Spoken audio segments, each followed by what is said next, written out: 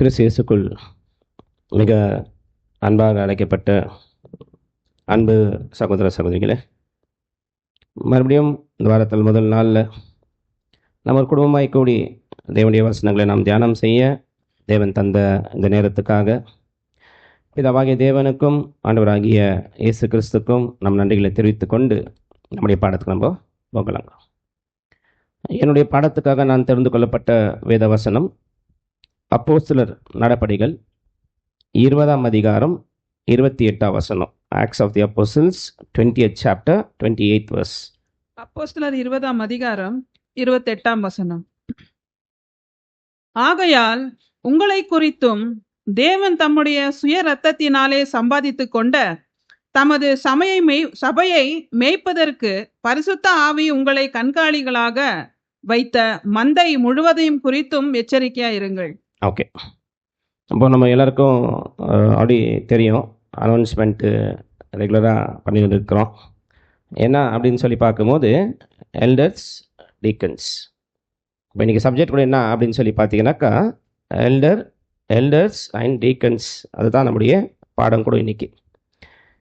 சரி, இந்த ஒரு வசனத்தில் நம்ம படிக்கும்போது அது நம்ம படிக்கிறதுக்கு முன்னாடி இல்லைன்னா அதை நம்ம புரியறதுக்கு முன்னாடி ஃபஸ்ட்டு ஒரு விஷயத்தை நம்ம தெரிஞ்சுக்கலாம். என்ன விஷயம் அப்படின்னு பார்க்கும்போது சபைக்கு வேலை செய்கிறவங்களுடைய ஒரு அவசியம் எங்கே வந்துச்சு அதை ஃபஸ்ட்டு நம்ம அண்டர்ஸ்டாண்ட் பண்ணிக்கலாம் ஃபஸ்ட்டு. அப்போ அதை நம்ம அண்டர்ஸ்டாண்ட் பண்ணதுக்கப்புறமா அந்த ஃபவுண்டேஷன் மேலே என்ன பண்ணலாம், எதுக்கு சபைக்கு மூப்பர்கள் தேவை, மூப்பர்கள் எதுக்கு தேவை, அதே போல் உதவிக்காரர்கள் டீக்கன்ஸ் கூட எதுக்கு தேவை அப்படின்றது நம்ம அப்புறமா அது கூடவே சேர்ந்து யோசிக்கலாம். அப்போ சபைக்கு சேவகம் பண்ணுறதுக்கு ஒரு அவசியம் ஏன் வந்துச்சு அப்படின்னு பார்த்தீங்க அப்படின்னா, நம்ம எல்லாருக்கும் நல்லா தெரியும். அது அப்போஸ்தலர் நடபடிகள் 6ஆம் அதிகாரம் 2ஆம் வசனம். அப்போஸ்தலர் 6ஆம் அதிகாரம் 2ஆம் வசனம்.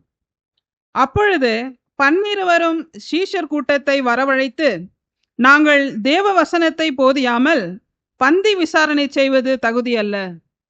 அப்போ பாருங்க, இங்கே தான் ஃபஸ்ட்டு சபைக்கு சேவகம் பண்ணுறதுக்காக சில ஆட்கள் தேவைப்படுறாங்க. இங்கே தான் ஃபஸ்ட்டு நடக்குது சபைக்குள்ளே. அப்போ நீங்கள் இந்த ஒரு சேவகம், இந்த ஒரு சர்விங் எதுக்கு அப்படின்னாக்கா எல்லாருக்கும் நல்லாவே தெரியும். இதெல்லாம் நம்ம படிச்சிருக்கிறோம். அதனால் இதை நான் வந்து உங்களுக்கு டீட்டெயிலிங் பண்ண போகிறதில்ல. அப்படின்னா என்ன சொல்லலாம் அப்படின்னாக்கா, சபைக்கு ஊழியம் செய்கிறதுக்காகவும் சபைக்கு வேலை செய்கிறதுக்காகவும் சில ஆட்கள் என்ன பண்ணுறாங்க, சில ஆட்கள் அங்கே தேவைப்படுற ஒரு அவசியம் வந்திருக்குது. தேவைப்படுற ஒரு அவசியம் இங்கே வந்ததுனால அந்த ஆட்கள் என்ன பண்ணியிருக்கிறாங்க, சபையில் நியமிச்சிருக்கிறாங்க. இப்போ ஒரு கேள்வி வருது, இது கூட வேணும் ஒரு கேள்வி வருது. அப்போனா சேவகம் செய்யணும், சர்வ் பண்ணணும். அப்போனா இப்போது சேவகம் செய்கிறவர் யார் அப்படின்னு ஒரு கேள்வி வருதுல்ல, யார் ஒன் ஹூ சர்வ்ஸ், அவருக்கு என்ன பேர்?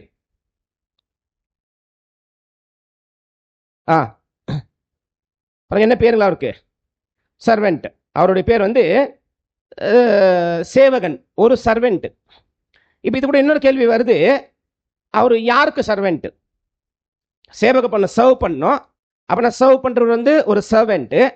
இப்போ இவர் யாருக்கு சர்வெண்ட்? யாருக்கு சர்வெண்ட் இவர்? சபைக்கு சர்வெண்ட்டா?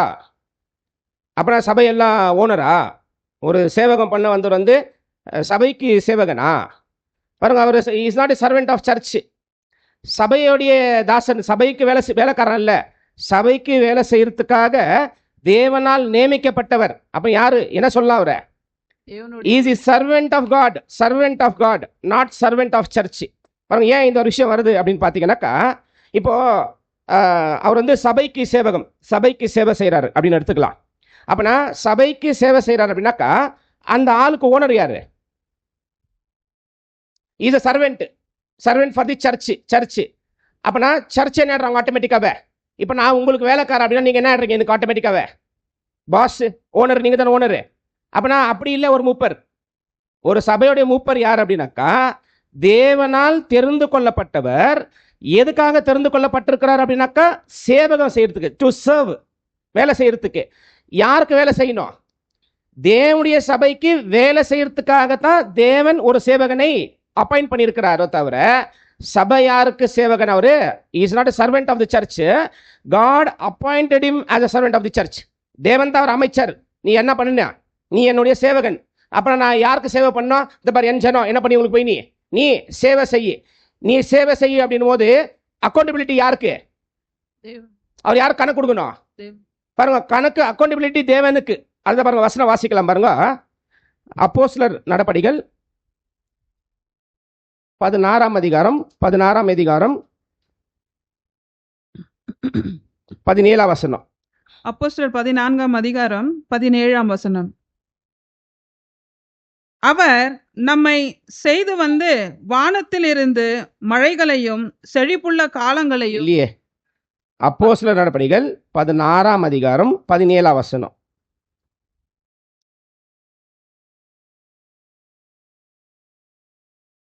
அவள் பவுலையும் எங்களையும் பின்தொடர்ந்து வந்து, இந்த மனுஷர் உன்னதமான தேவனுடைய ஊழியக்காரர். பாருங்க, உன்னதமான தேவனுடைய ஊழியக்காரர்கள், they are the servants of most high. அப்ப என்ன நினைச்சுக்க கூடாது. ஏன்னா இன்னைக்கு அப்படி ஒரு தவறான ஒரு புரிந்து கொள்ளுதல் இருக்குது. என்ன புரிந்து கொள்ளுதல் அப்படின்னு சொல்லி பார்த்தீங்கன்னாக்கா, அவர் வந்து சபையோடைய சேவகன். அப்பனா சபையாருடைய விருப்பத்தை என்ன பண்ண அவரு? ஒரு எல்டர் யாருன்னாக்கா சர்வெண்ட் ஆஃப் தி சர்ச், சபையோடைய ஒரு சேவகன். அப்போ அவருடைய வேலை என்ன? அவருடைய வேலை என்ன? சபை என்ன எதிர்பார்க்குதோ இல்லை சபை என்ன சொல்லுதோ அது என்ன பண்ண அவரு செய்யணும். அப்படியா? அப்படி இல்லை. அவரு அப்படி சபை சொல்றதுக்கு அவர் செய்யணும். சபை சொல்ற மாதிரி செய்யறது அல்ல. அவரு தேவனுடைய வேலைக்காரன். தேவன் சொல்ற மாதிரி என்ன பண்ண சபையில அவர் வேலை செய்யணும். ஆயிச்சா? இன்னொரு வசனம் வாசிக்கலாம் பாருங்க. 1 கொரிந்தியர் 4ஆம் அதிகாரம் 1 கொரிந்தியர் 4ஆம் அதிகாரம் 1-2. 1 கொரிந்தியர் 4ஆம் அதிகாரம் 1ஆம் வசனம். இப்படி இருக்க எந்த மனுஷனும் எங்களை கிறிஸ்துவின் ஊழியக்காரர் என்றும் தேவனுடைய ரகசியங்களின் உக்கிரணக்காரன் என்றும் எண்ணிக்கொள்ள கடவன். பாருங்க என்ன சொல்றாருங்களா? நாங்க தேவனுடைய வேலைக்காரரும் தேவனுடைய ரகசியங்களை வெளிப்படுத்துற தேவனுடைய உக்கரணக்காரனும் என்ன பண்ண நீங்க அதை வந்து நீங்க அதை தெரிஞ்சுக்கணுமா? நீங்க அதை தெரிஞ்சுக்கணுமா? அடுத்தது படிங்க. மேலும் உக்கிரணக்காரன் உண்மை உள்ளவன் என்று காணப்படுவது அது மாத்திரம் இல்ல. அப்ப ஒரு உக்கரணக்காரன், அப்ப தேவனுடைய ஒரு வேலைக்காரன் அவன் எப்படி காணப்படணுங்களா? அவன் உண்மை உள்ளவன் என்று காணப்படுறது அவசியம். அப்ப ஃபர்ஸ்ட் ஒரு லைன் என்ன ஒரு கன்க்ளூஷனுக்கு வரலாம் அப்படின்னு பாத்தீங்கன்னாக்கா, இந்த சபைக்குள்ள சேவகர்கள் தேவை, சர்வ் பண்றதுக்கு ஆட்கள் தேவை. அந்த சர்வ் பண்றவங்க யாருன்னாக்கா சர்வெண்ட். அந்த சர்வெண்ட் யாருக்கு சர்வெண்ட்னாக்கா தேவனுக்கு அவர் சர்வெண்ட். அப்ப தேவனுக்கு அவர் சர்வெண்டா இருக்கும் போது கணக்கு தேவனுக்கு தான் அவர் ஒப்பு வைக்கணும். தேவனுடைய சர்வெண்டா இருக்கணும். என்ன பண்ணணும்? சபையை தேவன் சொல்லி இருக்கிற மாதிரி சபையை அவரு வழி நடத்துறவர் தான் சபைக்கு ஒரு சர்வெண்ட். இது ஃபர்ஸ்ட் பாயிண்ட். செகண்ட் பாயிண்ட் என்ன அப்படின்னு சொல்லி பார்த்தீங்க அப்படின்னா, இப்போ இந்த மாதிரி சர்வெண்ட்டுங்களை எப்படி தேர்வு செய்தாங்க அப்படின்னா, ரொம்ப ஷார்ட்டாக நான் சொல்லிடுறேன். எப்படி தேர்வு செய்திருக்கிறாங்க அப்படின்னு சொல்லி பார்த்தீங்கன்னா, அந்த காலகட்டத்தில் அப்போஸ்தலர் இருந்த காலகட்டத்தில் அதுக்கு முன்னாடி இன்னொரு பாயிண்ட் என்ன அப்படின்னா, சர்வ் என்னங்களா, சபைக்கு ஊழியம் செய்யணும். சபைக்கு ஊழியம் செய்யணும் அப்படின்னு சொல்லும்போது அந்த காலகட்டத்தில் சபையுடைய ஊழியத்தில் எது சேர்க்கப்படலை அப்படின்னு பார்த்தீங்கன்னாக்கா, ஒரு சபைக்கு வேலை செய்கிறவர் வசனம் தெரியணும்னு அவசியம் இல்லை, வசனம் நல்லா தெரிஞ்சிருக்கணும்னு அவசியம் இல்லை, பிரசங்கம் பண்ணணும்னு அவசியம் இல்லை. எப்போ இந்த அப்போஸ்தலர் நடபடிகள் 6ஆம் அதிகாரத்தில் செலக்ட் பண்ணும்போது இதெல்லாம் கிரைட்டீரியா இல்லை. அவர் யாராக இருந்தால் மட்டும் போதும், ஆனஸ்ட்டு, ஹோலி ஸ்பிரிட் நிறைஞ்சவராக இருக்கணும். அந்த கேரக்டர் மாதிரி படிச்சிருக்கிறோம். ஆனால் போக போக என்ன ஆகிடும் அதை நம்ம அப்புறம் படிக்கலாம்.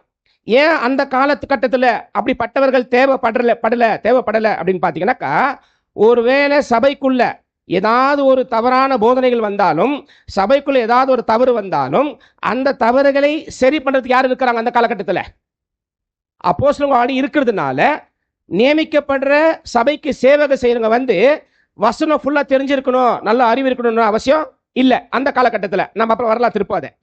அடுத்தது எப்படி எங்களை தேர்வு செய்யணும்? நம்ம இன்னும் உள்ள வரலாம், இன்னும் சப்ஜெக்ட் போகலாம். எப்படி தேர்வு செய்யணும் அப்படின்னு பார்க்கும்போது, அந்த காலகட்டத்தில் எப்படி தேர்வு செய்தாங்க அப்படின்னு பார்க்கும்போது, அப்போஸ்தலர்கள் என்ன பண்ணியிருக்கிறாங்க அப்படின்னா, அவங்களே கூப்பிட்டு என்ன பண்ணுவாங்க, இப்போ ஒரு இடத்துல அவங்க கிளாஸ் எடுத்திருப்பாங்க, அந்த கிளாஸ் எடுத்திருக்கிற அந்த நபருக்குள்ள யாருக்கு இந்த சத்தியத்தில் ரொம்ப வாஞ்சி இருக்குது, யார் அதிகமான வளர்ச்சிக்குள்ள இருக்கிறாங்க, இதெல்லாம் பார்த்து அப்போஸ்தலர்கள் என்ன பண்ணியிருக்கிறாங்க, அந்த காலகட்டத்தில் எல்டர்ஸ்களை நியமிச்சிருக்கிறாங்க. ஆனால் காலம் போகும்போது என்ன ஆயிடுச்சு அப்படின்னாக்கா, ஒரு வசனம் வாசிக்கலாம் பாருங்க. அப்போஸ்தலர் நடபடிகள் 14ஆம் அதிகாரம் 23ஆம் வசனம். அப்போஸ்தலர் 14ஆம் அதிகாரம் 21ஆம் வசனம். 23. அல்லாமலும் அந்தந்த சபைகளில் அவர்களுக்கு மூப்பர்களை ஏற்படுத்தி வைத்து உபவாசித்து ஜெபம் பண்ணி அவர்கள் விசுவாசித்து பற்றி கொண்ட கர்த்தருக்கு அவர்களை ஒப்புவித்தார்கள். ஒரே ஒரு பாயிண்ட் மட்டும் என்ன அப்படின்னாக்கா, அண்ட் வென் தே ஆர்டேன்ட் அப்படின்னு இருக்கும். ஆர்டேன்ட் அப்படின்ற ஒரு வார்த்தை இருக்கும். அந்த வார்த்தைக்கு மீனிங் என்ன அப்படின்னாக்கா, to vote by stretching out the hand. அப்படின்னா ஓட்டு மூலியமாக என்ன இருக்கிறாங்க, மூப்பர்கள் வந்து சபைக்குள்ள ஓட்டு மூலியமாய் நியமிக்கப்பட்டிருக்கிறாங்க. ஷார்ட்டாக சொல்லிட்டு ஷார்ட் ஆயிடுச்சா, இதை நான் திரும்ப எலாபரேட் பண்ண போகிறதில்ல. ஓட்டு மூலியமாக நியமிக்கப்பட்டிருக்கிறாங்க. அப்போ நான் எப்படி நியமிக்கலாம்னாக்கா, ஓட்டு மூலியமாக நியமிக்கலாம். தேர்டு பாயிண்ட் என்ன அப்படின்னாக்கா, இப்போ ஒரு சபைக்கு மூப்பர் எதுக்கு தேவை? ஒரு சபைக்கு மூப்பர் எதுக்கு தேவை? மூப்பருடைய அவசியம் என்ன? சபையை வழி ஃபர்ஸ்ட் வந்து சர்வ், சபைக்கு வந்து அவர் சர்வ் பண்ணணும், ஃபர்ஸ்ட் பர்பஸ். அடுத்த பர்பஸ் என்ன, எதுக்கு தேவை? ஒரு சபைக்கு ஒரு மூப்பர் எதுக்கு தேவை? பாருங்க, எதுக்கு தேவை அப்படின்னாக்கா, ஃபர்ஸ்ட் ஒரு பேஸ்ல இருந்தே போகலாம். எதுக்கெல்லாம் தேவைப்படுறாரு ஒரு எல்டர், எதுக்கு தேவைப்படுறாரு அப்படின்னு சொல்லி பார்க்கும்போது பாருங்க, ஃபர்ஸ்ட் அண்ட் ஃபோர்மோஸ்ட் ரீசன் எதுக்கு ஒரு எல்டர் தேவை சபைக்கு, எதுக்கு ஒரு மூப்பர் சபைக்கு தேவை. அப்புறமா லாஸ்ட் படிக்கும் போது அப்புறம் சபைக்கு தேவை இருக்கிற அந்த ஒரு மூப்பர் எப்படி இருக்கணும், அது என்ன பண்ணலாம், அதை நம்ம லாஸ்ட்ல படிக்கலாம். பாருங்க, எதுக்கு தேவை அப்படின்னு சொல்லி பார்த்தீங்கன்னா, ஒரு வசனம் பாருங்க. 1 கொரிந்தியர் 14ஆம் அதிகாரம். இது ஒன் ஆஃப் த ரீசன் தான். 14ஆம் அதிகாரம் 40ஆம் வசனம். 1 கொரிந்தியர் 14ஆம் அதிகாரம் 40ஆம் வசனம். சகலமும் நல்லொழுக்கமாயும் கிரமமாயும் செய்ய கடவது. பாருங்க, எதுக்கு சபைக்கு ஒரு மூப்பர் தேவை அப்படின்னாக்கா, சபைக்குள்ள நடக்கிற எல்லா காரியங்களை எப்படி எப்படி எப்படி எப்படி நடத்தணுமா, எப்படி நடத்தப்படணும், அது நல்லொழுக்கமா. பாருங்க, நல் ஒழுக்கம் எப்படி சொல்றாருனாக்கா, be done decently in order. அப்பனா டீசென்ட்டாகவும் செய்யணும், நல் ஒழுக்கமா செய்யணும், கிரமத்தோட செய்யணும். இப்போ பாருங்க, இப்படி கூடி வந்துட்டோமா, இப்படி கூடி வரும்போது இப்படி யோசிங்க. ஒரு மூப்பர் இல்லை, அவர் மூப்பர் இல்லை அப்படின்னாக்கா, இந்த சபை இந்த ஒரு சர்வீஸ் எப்படி நடக்கும்? ஒரு மூப்பர் இல்லைன்னா எப்படி நடக்கும்? இல்லைன்னா இந்த சபையை வந்து வழி நடத்துறதுக்கு ஒருத்தர் இல்லை அப்படின்னாக்கா, இந்த சபை எப்படி நடக்கும்? மேய்ப்பன் இல்லாத. இப்போ எல்லாம் வந்துட்டோம். இப்போ என்ன ஆகும்? எல்லாம் வந்ததுக்கு அப்புறமா பாருங்க, என்ன தெரியாது, யாரு லீடு பண்ணணும், யார் ஜெபிக்கணும், என்ன பாட்டு பாடணும், யார் மெசேஜ் பேசணும், என்ன ஆகுது எதுவுமே. அப்போ எல்லாமே நல் ஒழுக்கத்தோடையும் ஒரு ஆர்டரோட செய்யறதுக்கு தான் ஃபர்ஸ்ட் என்ன ஆகுது, ஒரு மூப்பர் அங்கே தேவைப்படுறாரு. சபைக்கு சேவகம் செய்யணும். சபைக்குள்ள நடக்கிற ஒரு பக்தி விருத்திக்காக நடக்கிற எல்லா காரியங்களையும் நல் ஒழுக்கத்தோடையும் ஒழுங்கோடையும் செய்யறதுக்கு என்ன வேணும், ஒரு சபையை வழி நடத்துற ஒருத்தர் வேணும். ஆயிடுச்சா? செகண்ட் பர்பஸ் என்ன? அதுதான் மெயின் பர்பஸ். ரெண்டாவது நோக்கம் என்ன அப்படின்னு சொல்லி பார்த்தீங்கன்னாக்கா, அதுதான் ரொம்ப முக்கியமான ஒரு நோக்கம் கூட. அந்த நோக்கத்தை நம்ம எங்க படித்தோம் அப்படின்னு பார்த்தீங்கன்னாக்கா, அப்போஸ்தலர் நடபடிகள் 20ஆம் அதிகாரம் 28ஆம் வசனம். அப்போஸ்தலர் 20ஆம் அதிகாரம் 28ஆம் வசனம். ஆகையால் உங்களை குறித்தும் தேவன் தம்முடைய சுய ரத்தத்தினாலே சம்பாதித்து கொண்ட தமது சபையை மேய்ப்பதற்கு பரிசுத்த ஆவி உங்களை கண்காணிகளாக வைத்த மந்தை முழுவதையும் குறித்தும் எச்சரிக்கையாய் இருங்கள். பாருங்க, இந்த வசனத்தை நம்ம ஃபுல்லா பிரேக் பண்ணலாம். இன்னைக்கு பிரேக் பண்ணி படிக்கலாம். இந்த பிரேக் பண்ணி படிக்கும் போது ஃபர்ஸ்ட் என்ன தாட் சொல்றாரு, ஒரு மூப்பர் எதுக்கு தேவை அப்படின்னு பார்த்தீங்கன்னா, சபைக்குள்ள சபையை கண்காணித்து சபைக்கு தேவனுடைய வசனங்களை ஏற்ற காலத்துல ஆகாரமாய் கொடுக்கிற ஒருத்தர் யாருங்களா? அப்ப நான் ஃபர்ஸ்ட் ஒரு வாட்ச் பண்ணோம். சபைக்கு என்ன தேவைன்னு என்ன இப்போ அவருக்கு தெரியும். அப்போ சபைக்கு அந்தந்த காலத்தில் கரெக்டாக என்ன பண்ணணும், அவர் போஷிக்கணும், கரெக்டாக சாப்பாடு கொடுக்கணும் அந்த சபைக்கு. ஆயிடுச்சா? இதுக்கு தான் ஒரு கண்காணியார் தேவை. இப்போ அந்த வசனத்தை நம்ம பிரேக் பண்ணலாம். அதுக்குள்ளே உங்களுக்கு கேரக்டர் வந்துடும். இந்த 20ஆம் அதிகாரம் 28ஆம் வசனத்திலே உங்களுக்கு ஒரு மூப்பர் என்ன மாதிரி ஒரு குணத்துக்குள்ளே இருக்கணுன்றது கூட என்ன ஆகிடும். அப்போ நான் யாராக இருக்கணும், எப்படி இருக்கணும்னு கூட இந்த வசனத்துக்குள்ளே வந்துடும் உங்களுக்கு. அதெல்லாமல் நம்ம என்ன பண்ணலாம், திருப்போம் மூப்பர்களை பற்றியே என்ன இருக்குது வசனம், மூப்பர்களை பற்றியே வசனம் எழுதியிருக்குது. அதையும் நம்ம என்ன பண்ணலாம், ஃபுல்லாக படிக்க முடியாது, அட்லீஸ்ட் எவ்வளோ நம்ம அதுக்குள்ளே படிக்க முடியுமோ அதை நம்ம படிச்சுட்டு வரலாம். அப்போ ஃபஸ்ட்டு பாருங்க, அந்த வசனம் படிக்கும்போது என்ன சொல்கிறாரு அப்படின்னு பார்த்தீங்கன்னாக்கா, take eat therefore unto yourself. அதை படிங்க தமிழில் 20-28 ஃபர்ஸ்ட் பாயிண்ட் மட்டும் படிங்க. ஆகையால் உங்களை குறித்தும். போதும் பாருங்க. ஃபர்ஸ்ட் ஒரு ஒரு ஒரு மூப்பன் யாரு அப்படின்னு சொல்லி பார்த்தீங்க அப்படின்னா, ஃபர்ஸ்ட் அவர் என்ன யோசிக்கணும், அவர் ஃபர்ஸ்ட் என்ன யோசிக்கணும், சபை பத்தியா, தேவன் யாரை பத்தி,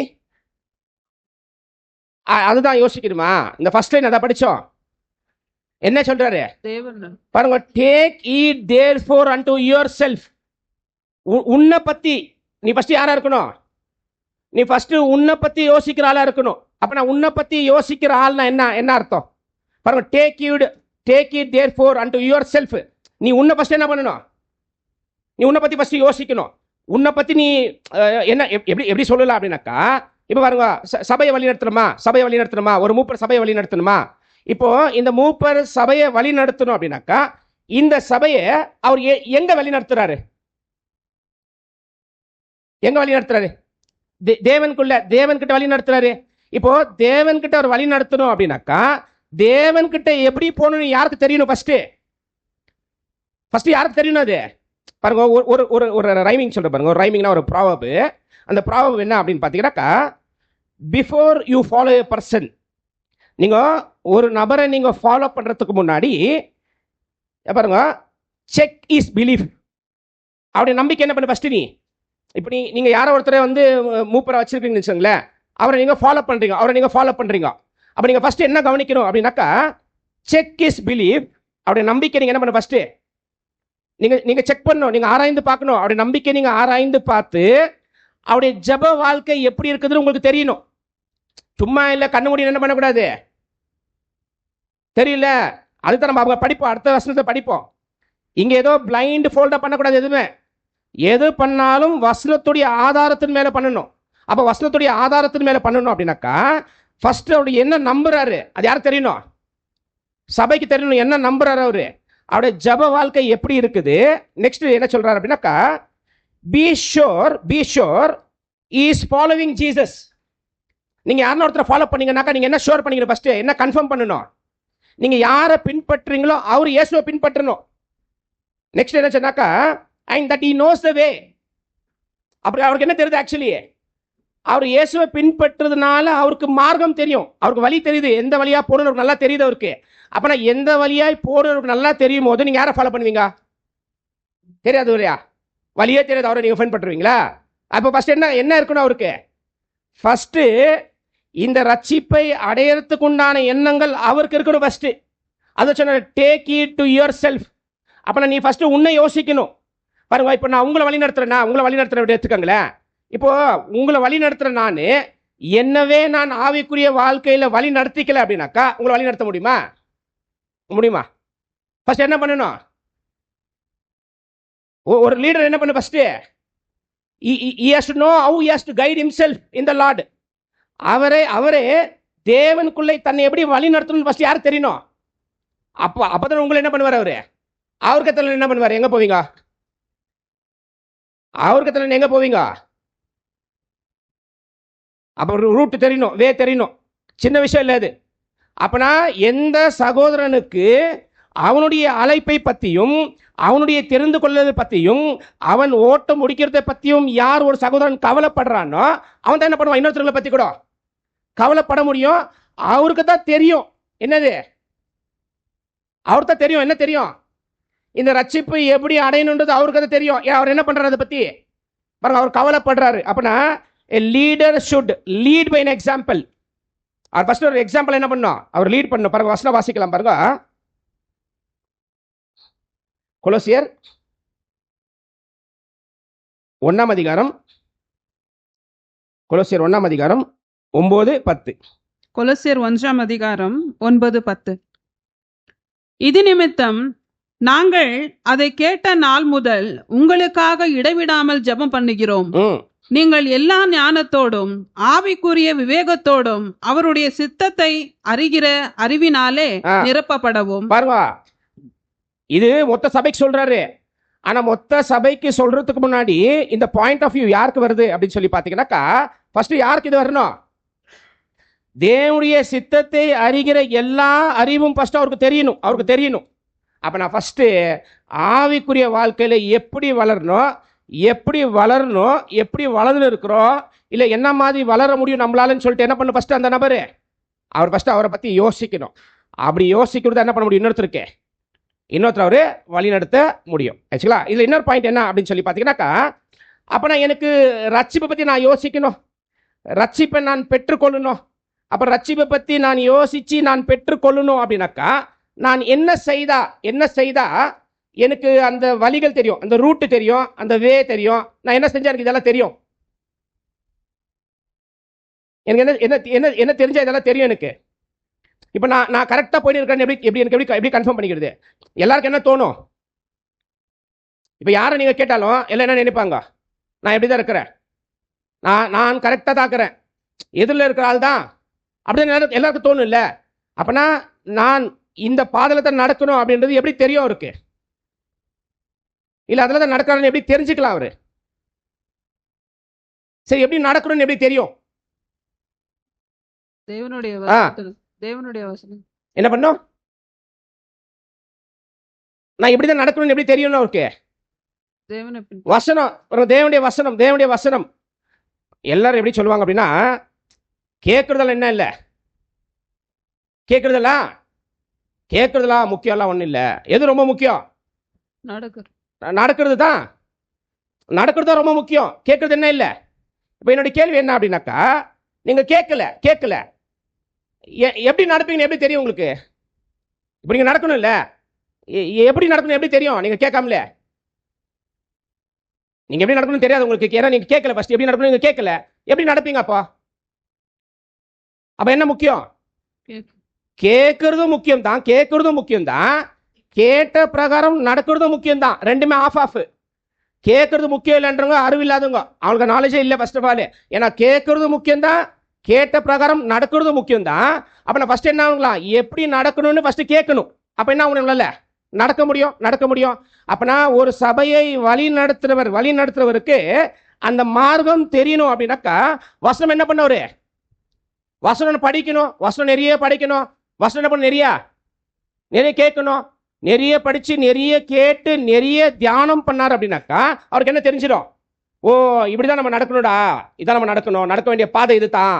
ஓ, சபை எப்படிதான் என்ன பண்ணி ஆகணும்? அப்பனா சபை இப்படிதான் வழி நடத்தணும்ன்ற அறிவு யாருக்கு வந்துருது? யார் ஒரு வசனத்தை தியானிக்கிறாரோ, யார் வசனத்தை கேட்கிறாரோ, யார் வசனத்தை படிக்கிறாரோ, அவருக்கு தான் தேவனுடைய மார்க்கம் தெரியும், வழி தெரியும், நடத்த முடியும். இப்ப வசனம் படிக்காதவர் எப்படி நடத்துவாரு? அதுதான் அந்த வசனம் படிச்ச பாருங்க. படிங்க இப்போ கொலோசியர் 1ஆம் அதிகாரம் 9-10 படிச்சாச்சு, மறுபடியும் படிங்க. இது நிமித்தம் நாங்கள் அதை கேட்ட நாள் முதல் உங்களுக்காக இடைவிடாமல் ஜெபம் பண்ணுகிறோம். நீங்கள் எல்லா ஞானத்தோடும், பாருங்க என்ன சொல்றாங்களா, நாங்கள் இடைவிடாமல் ஜெபம் பண்ணுகிறோம், நீங்கள் எல்லா ஞானத்தோடும். அப்ப என்ன பண்ணணும்? அப்போ எல்லா ஞானத்தை சேகரிக்கணும். எல்லா ஞானம் எங்க இருக்குது? பைபிள் இருக்குது. அப்ப என்ன பண்ண? எல்லாத்தையுமே படிக்கணும் தானே. பாருங்க, வசனத்தை படிக்காதவர் உங்களுக்கு என்ன சொல்லி கொடுப்பாரு? தேவனுக்குள்ள தானே வழி நடத்தணும். கரெக்ட் தானே? ஒரு சபையை வழி நடத்தணும், எங்க வழி நடத்தணும்? தேவனுக்குள்ள. அப்ப நான் தேவனுக்குள்ள வழி நடத்துற ஒரு சகோதரன் வசனத்தை படிக்கல அப்படின்னாக்கா, அந்த வசனத்தை படிக்காத இருக்கிற ஒரு சகோதரன் உங்களை வழி நடத்துவாருன்னா எப்படி வழி நடத்துவாரு? அப்ப ஃபர்ஸ்ட் யாரா இருக்கணும்? அவரு வசனத்தை படிக்கணும், நல்லா வசனத்தை படிச்சு தியானம் பண்றவரா இருக்கணும். அடுத்து என்னவா இருக்கணும்? நெக்ஸ்ட் என்னவா இருக்கணும்? வசனங்களே கேட்கணும். வசனத்தை நல்லா கேட்கணும். வசனம் கேட்கணும்னு சொல்லும் போது வசனங்கள் எங்கெல்லாம் பிரசங்கம் பண்ணப்படுதோ அந்த நேரத்தில் உலகத்தில் இருக்கக்கூடாது. எங்க இருக்கணும்? ஒரு ஆவிக்குள்ள இருக்கிற சகோதரன் ஒரு இடத்துல வசனம் பிரசங்கம் பண்ணப்படும் போது அந்த ஆவிக்குள்ள இருக்கிற அந்த மனுஷனுக்கு வசனம் பிரசங்கம் பண்ணப்படும் போது அந்த நேரத்தில் அவருக்கு வேற ஏதாவது உண்மையான உலகத்தில் ஏதாவது வேலை இருக்க முடியுமா? அவர் என்ன யோசிக்கணும்? வசனமே கேட்கறது இல்லை, அவர் எப்படி உங்களை நடத்துவார் சொல்லுங்க, நீங்க யோசிப்பார். அவ யாரா இருக்கணும்? இதெல்லாம் வாட்ச் பண்ணணும். சும்மா இல்ல, ஒரு நெல்ற நேமிக்கு சும்மா இல்ல, என்ன வாட்ச் பண்ணணும்? இவர் நம்மை ஆவிக்குரிய வாழ்க்கையில கிறிஸ்துக்குள்ள நம்மளை வழி நடத்துவாரா? இவரால் முடியுமா? அவர் ஃபர்ஸ்ட் வழி நடத்திக்கிறாரா? அவருக்கு அறிவு இருக்குதா? அவர் ஞானங்களை கரெக்டா படிக்கிறாரா? தேவனுடைய வசனங்கள் அவருக்கு தெரியுமா? இது அப்புறம் படிக்கும் தெரியும் நமக்கு, அப்புறம் நம்ம என்ன படிக்கலாம். அவனை ஃபர்ஸ்ட் அவரு வளர்ச்சிக்குள்ள போகணும். அப்பதான் என்ன பண்ணுவாரு? இன்னொருத்தர் வளர்ச்சிக்குள்ள கொண்டு போக முடியும். அவர் போகாம என்ன பண்ண முடியும்? இன்னொருத்தர் வளர்ச்சிக்குள்ள கொண்டு போக முடியாது. அப்ப ஃபர்ஸ்ட் என்ன? வசனங்களை நல்லா கவனிக்கணும். நீங்க பார்க்கணும் யார் கிளாஸ்க்கு வராங்க, யார் கிளாஸ்க்கு வருதுல நீங்க கவனிக்கணும். சும்மா என்ன பண்ணக்கூடாது? எடுத்து சும்மா நாமினேட்டும் பண்ணக்கூடாது, சும்மா ஓட்டும் போடக்கூடாது. அது மாம்ச சிந்தாயிடும். அப்புறமா அப்படி பண்ணக்கூடாது. வசனம் யார் கிளாஸ் கேட்கறாங்க ஃபர்ஸ்ட், யாரு அதுக்கு கமிட்டடா இருக்கிறாங்க ஃபர்ஸ்ட், யாரு எல்லா கிளாஸ் கேட்கறாங்க, எல்லா கிளாஸ்க்கு ஏன் முயற்சி பண்ணி வராங்க, அப்ப அவருக்கு என்ன இருக்குது? யார் ஒருத்தர் கத்துக்கிறாரோ, கத்துக்கிற சிந்தை இருக்கிறவர் தான் வளர முடியும். யாருக்கு கத்துக்கிற சிந்தையோ அவங்க வளர்ச்சி அடையவே மாட்டாங்க. செகண்ட் இன்னொரு வசனம் வசிக்கலாம் பாருங்க. 2 பேதுரு 1 10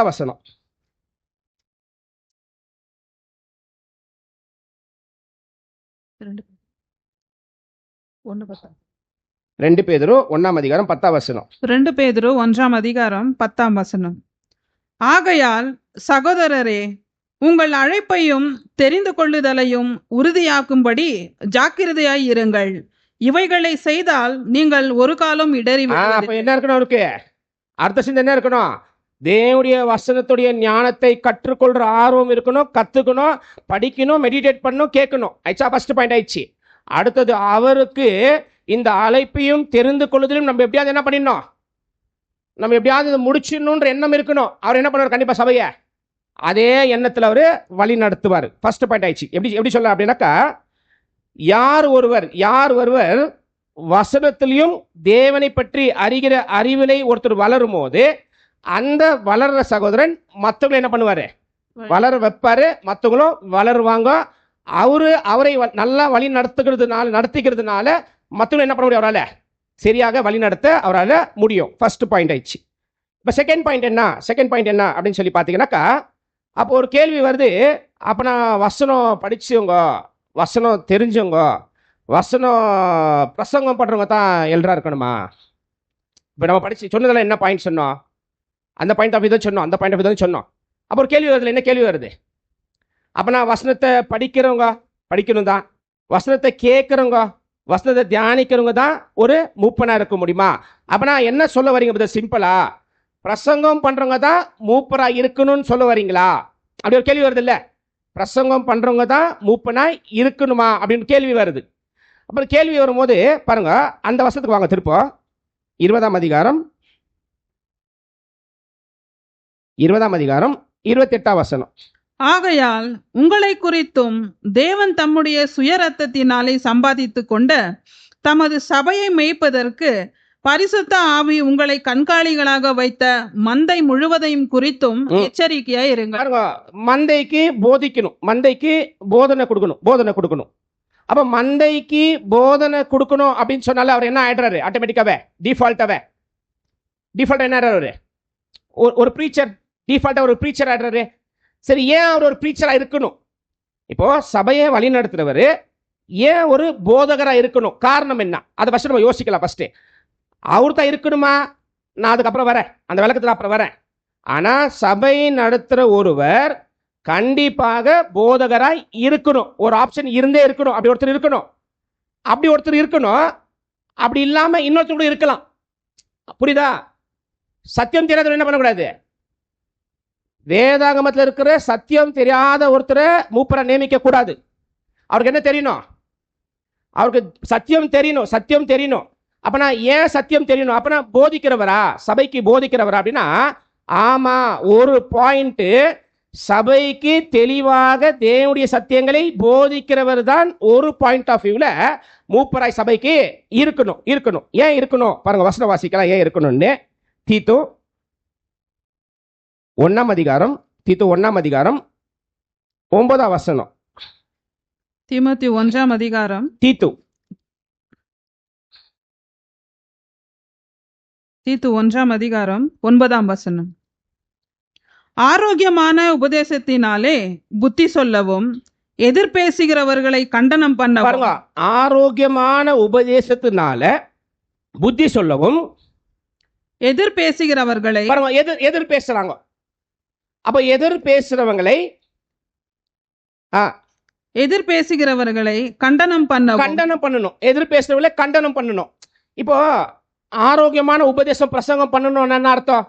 அவருக்கு ஆரோக்கியமான உபதேசம் தெரியும். அப்ப நான் படிச்சிருக்கிறாரு, தியானிச்சிருக்கிறாரு, கேட்டு இருக்கிறாரு, அவருக்கு தெரியும் ஆரோக்கியமான உபதேசம் என்னன்னு தெரியும். அடுத்தது எதிர் பேசுறவங்களை கண்டனம் பண்ணணும் அப்படின்னாக்கா, இது என்ன எதிர் பேசுறவங்க? என்னது இது? எதிராக இருக்கிறவங்கள்ட்ட எல்லாம் கண்டிக்கணுமா, கண்டனம் பண்ணணுமா? எதிராக இருக்கிறவங்க எல்லாம் அப்படி சொல்லல. ஒருத்தர் தேவனுடைய இந்த மகா பரிசுத்தமான சத்தியத்துக்கு விரோதமாக ஒருத்தர் வேற ஒரு உண்மையை சொல்லும் போது, இல்ல வேற ஒரு டாக்டரின் சொல்லும் போது, வேற ஒரு கருத்து சொல்லும் போது, அந்த கருத்தை எதிர் பேசுற அளவுக்கு என்ன இருக்கணும் அவருக்கு தெரியணும், பிரிக்க தெரியணும். எது சரி எது தப்பு, இது பிரிக்க தெரியணும். ரெண்டுமே பிரிக்க தெரிஞ்சு சரின்றது என்ன பண்ணணும்? சொல்லணும். அவருக்கு சொல்லணும். யாருக்கு சொல்லணும்? யாரு தப்பு சொல்றாரோ அந்த தப்பு சொல்ற நபருக்கே சொல்லணும் இது தப்பு. அப்ப என்ன தேவைப்படுது? இப்போ சபையை வழி நடத்துறவருக்கு என்ன தேவை? ஞானம், தேவனுடைய ஞானம் தேவை. பிரசங்கம் பண்ற எபிலிட்டி இருக்கணும். அவருக்கு சத்தியத்தை கரெக்டா சொல்ற எபிலிட்டி இருக்கணும் அவருக்கு. இப்போ இல்லைன்னா என்ன ஆயிடும் பாருங்க, அங்க உங்களுக்கு வேலை செஞ்சா போதும். இப்போ சேர் போடுறது, சேர் தொடிக்கிறது, சாப்பாடு கொடுக்கறது, இதெல்லாம் என்னங்களா அந்த காலகட்டத்தில் அப்படி தேவைப்பட்டுச்சு. ஏன் அப்படி வேலை தேவைப்பட்டுச்சுனாக்கா, வசனத்தை என்னங்களா சரியாய் போதிக்கிறதுக்கு ஆட்கள் இருந்தாங்க. அப்போ அந்த ஆட்கள் போகும்போது அவங்க சொல்லிட்டு போறாங்க. என்ன சொல்லிட்டு போறாங்க? நீங்கள் உங்களை குறித்து எச்சரிக்கையா இருங்க, சபையை குறித்து எச்சரிக்கையா இருங்க. ஏன்னா சபைக்குள்ள என்ன ஆயிடும் பாருங்க. அங்கே நீங்க வாசிங்க, அதே அப்போஸ்தலர் நடபடிகள் 20 அதிகாரம் 30 வசனம் நினைக்கிற பாருங்க. 30 வசனம். உங்களிலும் சிலர் எழும்பி சீஷர்களை தங்களிடத்தில் இழுத்துக் கொள்ளும்படி மாறுபாடானவைகளை போதிப்பார்கள். உங்களிலே சில பேர் எழும்பிடுவாங்களாம். எழும்பி என்ன பண்ணுவாங்களாம்? சீஷர்களை தமது பக்கம் இழுத்துக் கொள்ளும்படிக்கு மாறுபாடானது என்ன பண்ணுவாங்களா? போதிப்பார்கள்.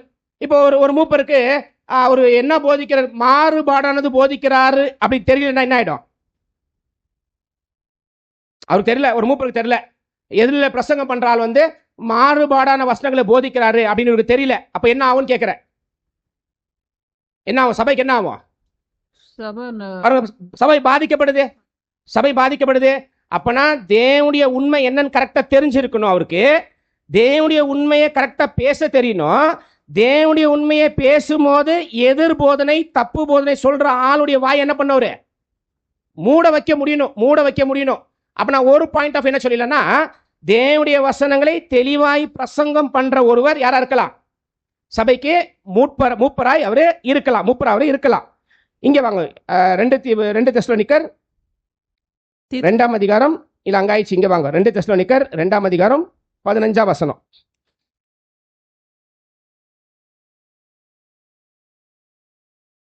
2 தெசலோனிக்கர் 2 அதிகாரம் 15 வசனம்.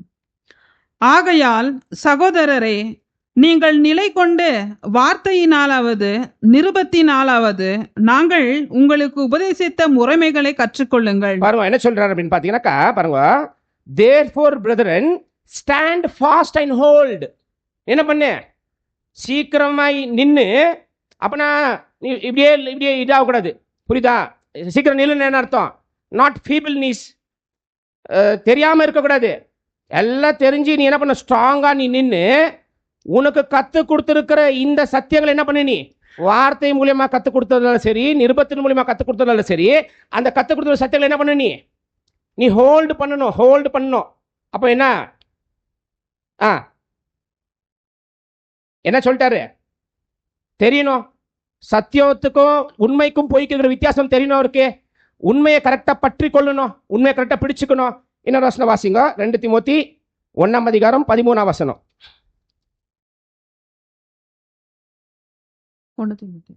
2 தீமோத்தி 1:13. 2 தீமோத்தேயு 1:13.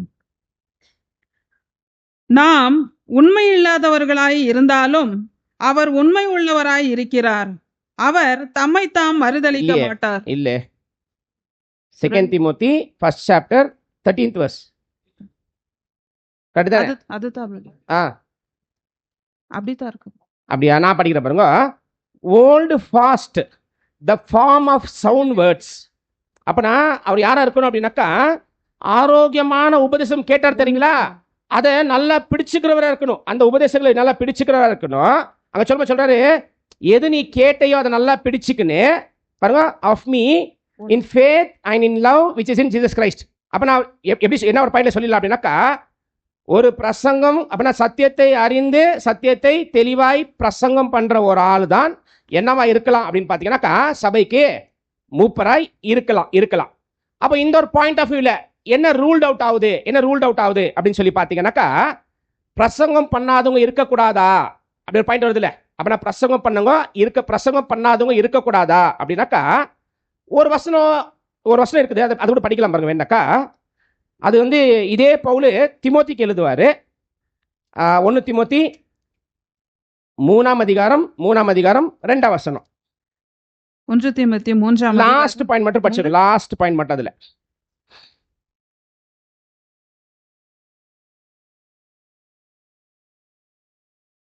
1 தீமோத்தி 3:2 லாஸ்ட் பாயிண்ட் மட்டும் படிங்க போதும்.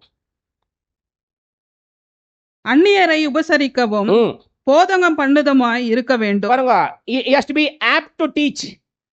போதகம் பண்றவனா இருக்கணும். இப்போ இதுல இன்னொரு தாட் நான் என்ன சொல்றேன் அப்படின்னு பாத்தீங்கன்னா, ஒன்னு தேவனுடைய வசனங்களை தெளிவாய் சபைக்குள்ள பொய் வராதபடிக்கு கரெக்டா தெளிவா பேசுற ஒருத்தர் யாரா இருக்கலாம் அப்படின்னாக்கா, அவர் ஒருத்தர் மூப்பரா இருக்கலாம். அப்ப நான் பிரசங்கம் பண்ணாதவங்க இருக்கக்கூடாதா அப்படின்னாக்கா, பிரசங்கம் பண்ணாதவங்க கூட மூப்பரா இருக்கலாம்.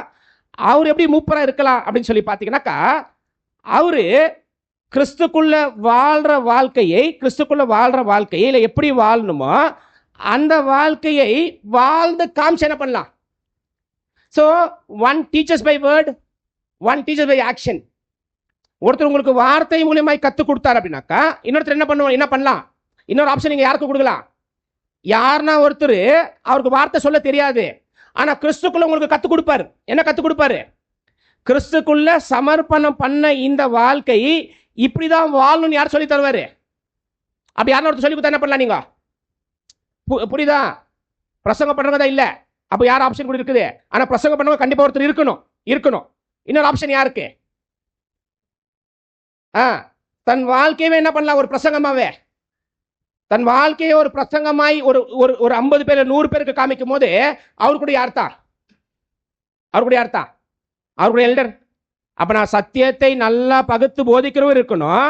தன் குணத்தினால ஒரு உள்ள இருக்கிற சகோதர சகோதரிகளை கிறிஸ்துக்குள்ள எப்படி வாழணுன்றது என்ன பண்ணலாம், தன் வாழ்க்கை மூலியமா தன்னுடைய நடத்தை மூலியமா என்ன பண்ணலாம், அவர் காண்பிக்கிறவரா இருந்தா கூட யாரா இல்ல, அவர் கூட ஒரு எல்டர். அப்ப நான் இப்போ என்னன்னா அண்டர்ஸ்டாண்ட் பண்ணிட்டோம் அப்படின்னு சொல்லி பாத்தீங்கன்னாக்கா, ஒரு சபைக்கு மூப்பர் ஏன் வேணும், ஒரு சபைக்கு மூப்பருடைய அவசியம் என்ன, ஒரு சபைக்கு மூப்பர் ஏன் வேணும், மூப்பருடைய ஒரு வேலை என்ன, இதெல்லாம் நம்ம என்ன பண்ணிட்டோம், அப்படி படிச்சிட்டோம். இப்போ என்ன அடுத்த ஒரு பாயிண்ட் என்ன அப்படின்னு சொல்லி பார்த்தீங்கன்னாக்கா, அவருடைய கேரக்டர்ஸ். அப்பனா ஒரு சபைக்கு மூப்பராய் யாரை தேர்வு செய்யலாம், புரியுதா? இப்போ இன்னொரு கேள்வி என்ன வருது அப்படின்னாக்கா, பிரதர் அங்கே நீங்க படிக்கும் போது திரும்ப படிங்க 20ஆம் அதிகாரம் 28ஆம் வசனம். ஆகையால் உங்களை குறித்தும் தேவன் தம்முடைய சுயரத்தத்தினாலே சம்பாதித்து கொண்ட தமது சபையை மேய்ப்பதற்கு பரிசுத்த ஆவி உங்களை கண்காணிகளாக வைத்த. அங்க யார் நியமிச்சாங்க, இந்த கண்காணியரை யார் நியமிச்சாங்க அப்படின்னாக்கா என்ன வசனம் சொல்லுது? பரிசுத்த ஆவி அந்த கண்காணியாரை நியமித்திருக்கிறார்கள். இப்போ நம்ம என்ன பண்ண இன்னைக்கு இங்க என்ன பண்ணியிருக்கிறோம்? இப்போ நம்ம என்ன பண்றோம்? என்ன பண்ண போறோம்? இப்போ எலெக்ஷன் பண்ண போறோம். இப்போ இங்க கண்காணியரை நியமிக்கிறது யார்? இங்க இப்போ அங்க என்ன படிச்சோம்? பரிசுத்த ஆவி உங்களை கண்காணியாராய் உங்களை நியமிக்கப்பட்டிருக்குது, உங்களை நியமிச்சிருக்கிறாருன்னு சொல்ல வசனம் படிச்சோமா? அப்பனா தேவனுடைய ஆவி என்ன பண்ணிருக்குது? ஒரு கண்காணியாரை நியமிச்சிருக்குது தேவனுடைய ஆவி. இப்போ நீங்க என்ன பண்ண போறீங்க? கண்காணியாரை நியமிக்க போறீங்க. இப்போ நீங்க நியமிக்க போறீங்க. அப்போ ஆவி நியமிக்கணுமா நீங்க நியமிக்கணுமா? யார் நியமிக்கணும்? அப்ப ஆவி நியமிச்சு நீங்களே ஓட் போட வேண்டிய அவசியம் இருக்குது? ஓட் பண்ண அவசியம் இல்லை யாருமே. அப்ப என்ன சொல்ல வர்றாரு? என்ன எப்படி புரிஞ்சுக்கலாம்? பாருங்க, என்ன புரிஞ்சுக்கலாம் அப்படின்னா, ஒரு கண்காணியார் யாரு எப்படி இருக்கணும்னு உங்களுக்கு எல்லாருக்கும் போதனை வந்துருமா? உங்களுக்கு போதனை வந்துரும். இப்போ இந்த போதனை வந்ததுக்கு அப்புறமா உங்களுக்குள்ள என்ன இருக்கலாம்? சில பேர் மேல வெறுப்பு இருக்கலாம், சில பேர் மேல விருப்பம் இருக்கலாம். இவங்களுக்குள்ள இருக்குமா? அப்போ அந்த மாதிரி விருப்பங்கள் உங்களுக்குள்ள இருக்கும் போதே இந்த வசனங்கள் உங்களுக்குள்ள விதைக்கப்பட்டுச்சா? இப்போ நீங்க என்ன யோசிக்கணும் அப்படின்னு பாத்தீங்கன்னாக்கா, இந்த வசனத்துடைய ஆதாரத்தின் மேல நாம் யோசிக்க ஆரம்பிச்சோம் அப்படின்னா நமக்குள்ள என்ன ஆகும்? பரிசுத்தாவி நமக்குள்ள வேலை செய்ய ஆரம்பிக்கும். அப்ப பரிசுத்தாவி நமக்குள்ள வேலை செய்ய ஆரம்பிக்கும் போது அந்த பரிசுத்தாவி வேலை செய்திருக்கிற அந்த சிந்தைக்குள்ள என்ன பண்ணலாம்? ஒருத்தர் நம்ம நியமிக்கும் போது அந்த நியமிக்கப்பட்டவர் நீங்கள் நியமிச்சாலும் உண்மையாகவே அவர் யார் நியமிச்சது? புரியுதா? அப்ப இங்க என்ன கொண்டு வரக்கூடாது? உங்களுடைய சுய விருப்பம், உங்களுடைய சுய வெறுப்பு அதெல்லாம் இங்க கொண்டு வரக்கூடாது. வசனம் உள்ள நல்லா விதைச்சுக்கோங்க. ஃபர்ஸ்ட் வசனம் நல்லா விதைச்சுக்கின்னு அந்த வசனம் என்ன சொல்லுது, அந்த சொல்ற வசனத்துக்குள்ள இருக்கிற ஆவி என்ன, அந்த ஆவிக்குள்ள என்ன பண்ணலாம்? அந்த வசனத்தை நம்ம யோசிச்சு தியானம் பண்ணும்போது யாரு இந்த சபைக்கு மூப்பர்களா இருக்கணும், யார் இந்த சபைக்கு உடன் மூப்பர்களா இருக்கணும், இல்லைன்னா ஒரு டீக்கன்ஸா இருக்கணும்ன்றது ஆட்டோமேட்டிக் என்ன பண்ண ஆவி உங்களுக்கு சொல்லி கொடுத்துரும். பாருங்க, இப்போ ஆவி உங்களுக்கு சொல்லி கொடுக்கும்போது இப்போ உதாரணத்துக்குல இப்போ தேவன் நினைக்கிறாருங்களா இந்த மாதிரி? இப்போ உங்களுக்கு லிஸ்ட் கொடுப்பாங்க, ஏறக்குறைய ஒரு 11 பேர் இருக்கிறாங்க மொத்தமாவே, எல்லா டீக்கன்ஸ் ஒரு 11 பேர் இருக்கிறாங்க. இப்போ தேவன் நினைக்கிறாருங்களா இந்த 5 பேர் நான் தேர்வு செய்யறேன்? யாரு தேவன் நினைக்கிறாரு? இந்த 5 பேரை நான் தேர்வு செய்யறேன் அப்படின்னு தேவன் நினைச்சுக்கோங்களேன். இப்போ அதே தேவனுடைய ஆவி உங்க எல்லாருக்குள்ளயும் செயல்பட்டா, கிரியை செஞ்சாக்கா நீங்க என்ன பண்ணுவீங்க? புரியுதா? அதே 5 பேர் என்ன பண்ணுவீங்க? நீங்க கூட வித்தியாசம் புரியுதா இல்லையா? தேவன் தீர்மானிச்சாருங்களா இந்த சபையை வழி நடத்தணுமா, ஒரு 5 பேர் நான் 5 பேரை செலக்ட் பண்றேன் அப்படின்ட்டு. அப்ப நான் அந்த தேவன் யோசிச்சிருக்கிற சிந்தைகளை தேவனுடைய வசனத்தை சொல்லிட்டாரா?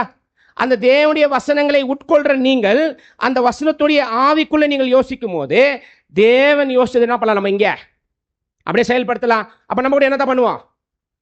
அப்ப நான் இவர் 5 சொல்லிட்டாரு அப்படின்னு நினைச்சுக்க கூடாது. நான் சொல்றது தோராயமா ஒரு 5 பேர் தேவன் வேணும்னு நினைச்சாக்க நீங்க கூட என்ன பண்ணாதே 5 பேர் தான். அப்ப நீங்க எல்லாருமே ஒரே ஏக சிந்தையே தேவனுடைய ஆவியுடைய சிந்தையில நம்ம யோசிச்சோம் அப்படின்னாக்கா தேவன் நியமிக்கிற அந்த ஆள் தான் நீங்களும் நியமிப்பீங்க. இல்லைன்னா எல்லாரும் என்ன எப்படி இருக்கும்? எல்லாரும் ஆவியில யோசிச்சிங்கன்னா வெவ்வேறா இருக்குமா? இங்க இருக்கிறவங்க எல்லாருமே தேவனுடைய ஆவியில யோசிச்சிங்க அப்படின்னாக்கா அந்த ஆவிக்குள்ள வெவ்வேறு ஆட்கள் வருவாங்களான்னு கேட்கிறேன். எல்லாருடைய ஆட்கள் எப்படி இருப்பாங்க? எல்லாருடைய எண்ணமும் தேவன் நினைச்ச எண்ணத்தின் பிரகாரம் தான் ஆட்கள் இங்க நியமிக்கப்படுவார்கள். அப்புறம் நீங்க சுய வெறுப்பு எல்லாம் கொண்டு வராதீங்க. தேவனுடைய சிந்தைக்குள்ள நிறைய வாழ்ந்துட்டோம், மாம்சத்தின் பிரகாரம் நிறைய கிரியைகள் செஞ்சிட்டோம். அட்லீஸ்ட் என்ன பண்ணலாம்? இந்த தருணத்திலாவது இந்த நேரத்திலாவது அட்லீஸ்ட் என்ன பண்ணலாம்? அந்த மாம்சத்தெல்லாம் ஊற வச்சுட்டு ஆவிக்குள்ள இருக்கிற சிந்தைக்குள்ள யோசிச்சு ஆவிக்குள்ள சிந்தையில நம்மை இந்த கிறிஸ்துடைய மார்க்கத்துல வழி நடத்துற ஒருவர் எப்படி இருக்கணும், யாரா இருக்கணும் என்ன பண்ணலாம்? நீங்க கரெக்டா நீங்க தீர்மானிக்கலாம். அது தீர்மானிக்கிறதுக்கு முன்னாடி அவர் யாரா இருக்கணும், கேரக்டர்ஸ் என்ன, அவர் என்ன மாதிரி ஆளு, யாரை தேர்வு செய்யணும் அது உங்களுக்கு தெரியுமா இல்லைங்களா? அப்படின்னா எந்த சகோதரை நாங்கள் தேர்வு செய்யணும் அப்படின்னு வரும்போது அந்த கேரக்டர்ஸ் என்ன பண்றாரு அப்படின்னு சொல்லி பார்த்தீங்கன்னாக்கா பவுல் 2 இடத்துல எழுதுறாரு. ஒன்று 1 தீமோத்தி 3ஆம் அதிகாரத்தில் எழுதுறாரு. 2வது எங்க எழுதுறாரு அப்படின்னு சொல்லி பார்த்தீங்கன்னாக்கா தீத்து 1ஆம் அதிகாரம் 6ல் எழுதுறாரு. தீத்து 1ஆம் அதிகாரம் 6ஆம் வசனம்.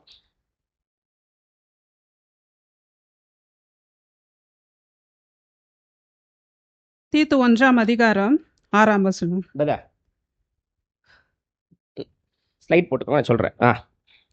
குற்றம் சாட்டப்படாதவனும் ஒரே மனைவி உடையவனும். ஃபர்ஸ்ட் பாயிண்ட் என்ன சொல்றாரு அப்படின்னு பாத்தீங்கன்னாக்கா, ஒரு மூப்பர் அப்படின்னு சொல்றவரு, நான் சொன்னது மட்டும் போடுங்க, இப்ப போடாதுங்க, மினிமைஸ் பண்ணிக்கோங்க, நான் சொல்றேன். இல்ல மினிமைஸ் பண்ணிக்கோங்க, நான் சொல்றேன். நான் சொல்லும்போது போடுங்க, மினிமைஸ் பண்ணி வச்சுக்கோங்க. எல்லாம் ஸ்லைட் ஷோ ஆகுதா? ஸ்லைட் ஆகுதா? ஓகே, படிங்க சிஸ்டர். குற்றம் சாட்டப்படாதவனும். அப்படின்னா ஃபர்ஸ்ட் அண்ட் ஃபோர்மோஸ்ட் இந்த வார்த்தை சொல்லும்போது எப்படி சொல்லுவாரு, இந்த வார்த்தை சொல்லும்போது எப்படி சொல்லுவாரு அப்படின்னு பார்த்தீங்கன்னாக்கா, பாருங்க, இங்கிலீஷ்ல நீங்க படிச்சீங்கன்னாக்கா, இஃப் எனி பி பிளேம்லெஸ் அப்படின்னு இருக்கும். இன்னும் சில டிரான்ஸ்லேஷன் நீங்க படிச்சீங்கன்னாக்கா, ஈ மஸ்ட் பி பிளேம்லெஸ். என்ன வித்தியாசம் என்ன? ஈ மஸ்ட் அப்படின்னு வித்தியாசம் என்ன? அப்படின்னா அப்படித்தான் அவர் இருக்கணும். அப்படின்னா ஃபர்ஸ்ட் அண்ட் ஃபோர்மோஸ்ட் கேரக்டர் என்ன அப்படின்னு பார்த்தீங்கன்னாக்கா, ஈ மஸ்ட் பி பிளேம்லெஸ். அப்படின்னா என்ன அர்த்தம்? அந்த வார்த்தைக்கு என்ன அர்த்தம் அப்படின்னு பார்த்தீங்கன்னாக்கா, he has to have unquestionable integrity. அப்படின்னா கேள்வி கேட்காத அளவுக்கு இருக்கிற ஒரு நேர்மை அவருக்குள்ள இருக்கணும். புரியுதா? யாரை தேர்வு செய்யணும்னு? அவரை கேள்வியை கேட்க முடியாது. அந்த கேள்வி கேட்க முடியாத இருக்கிற ஒரு நேர்மை அவருக்குள்ள இருக்கணும். Next is irreproachable. அவரை யாரும் என்ன பண்ண முடியாது? யாரும் அவரை ரிப்ரோச் பண்ணக்கூடாது. நீங்க வேற டிரான்ஸ்லேஷன் படிச்சீங்கன்னாக்கா பாருங்க, he should be above reproach அப்படின்னு இருக்கும். இப்போ ரிப்ரோச் இல்லைன்னா பிளேம்லெஸ் அப்படின்னு என்ன அர்த்தம் அப்படின்னு சொல்லி பார்த்தீங்கன்னாக்கா, அவர் மேல எந்த ஒரு குற்றமும் சாத்தப்படக்கூடாது. அப்படின்னா குற்றம் சாத்தப்படாத இருக்கிற ஒருத்தர் தான் என்னவா இருக்கணும்? First and foremost condition. அவர் யாரும் குற்றம் சொல்லக்கூடாது. குற்றம் அப்படின்னு சொல்லும் போது ஜஸ்டிஸா, நீதியா அவர் மேல ஒரு குற்றம் யாரும் என்ன பண்ண முடியாது? செலுத்தவே முடியாது. இப்போ குற்றம் செலுத்த முடியாது அப்படின்னு சொல்லும் போது சபையில யாரும் அவரை குற்றம் சொல்லக்கூடாதா? இல்ல குற்றம் சாத்துற மாதிரி எதுவுமே இல்லை, அப்படி ஒரு நீதியில அவரை குற்றம் சாத்த முடியாது, அப்படி வரும் சபை ஜனங்களா வரும். பாருங்க, வசனம் வாசிங்க. 1 தீமோத்தி 3ஆம் அதிகாரம் 7ஆம் வசனம். 1 தீமோத்தேயு 3ஆம் அதிகாரம் 7ஆம் வசனம். அவன் நிந்தனையிலும் பிசாசின் கண்ணியிலும் விழாதபடிக்கு புறம்பானவர்களால் நற்சாட்சி பெற்றவனுமாய் இருக்க வேண்டும்.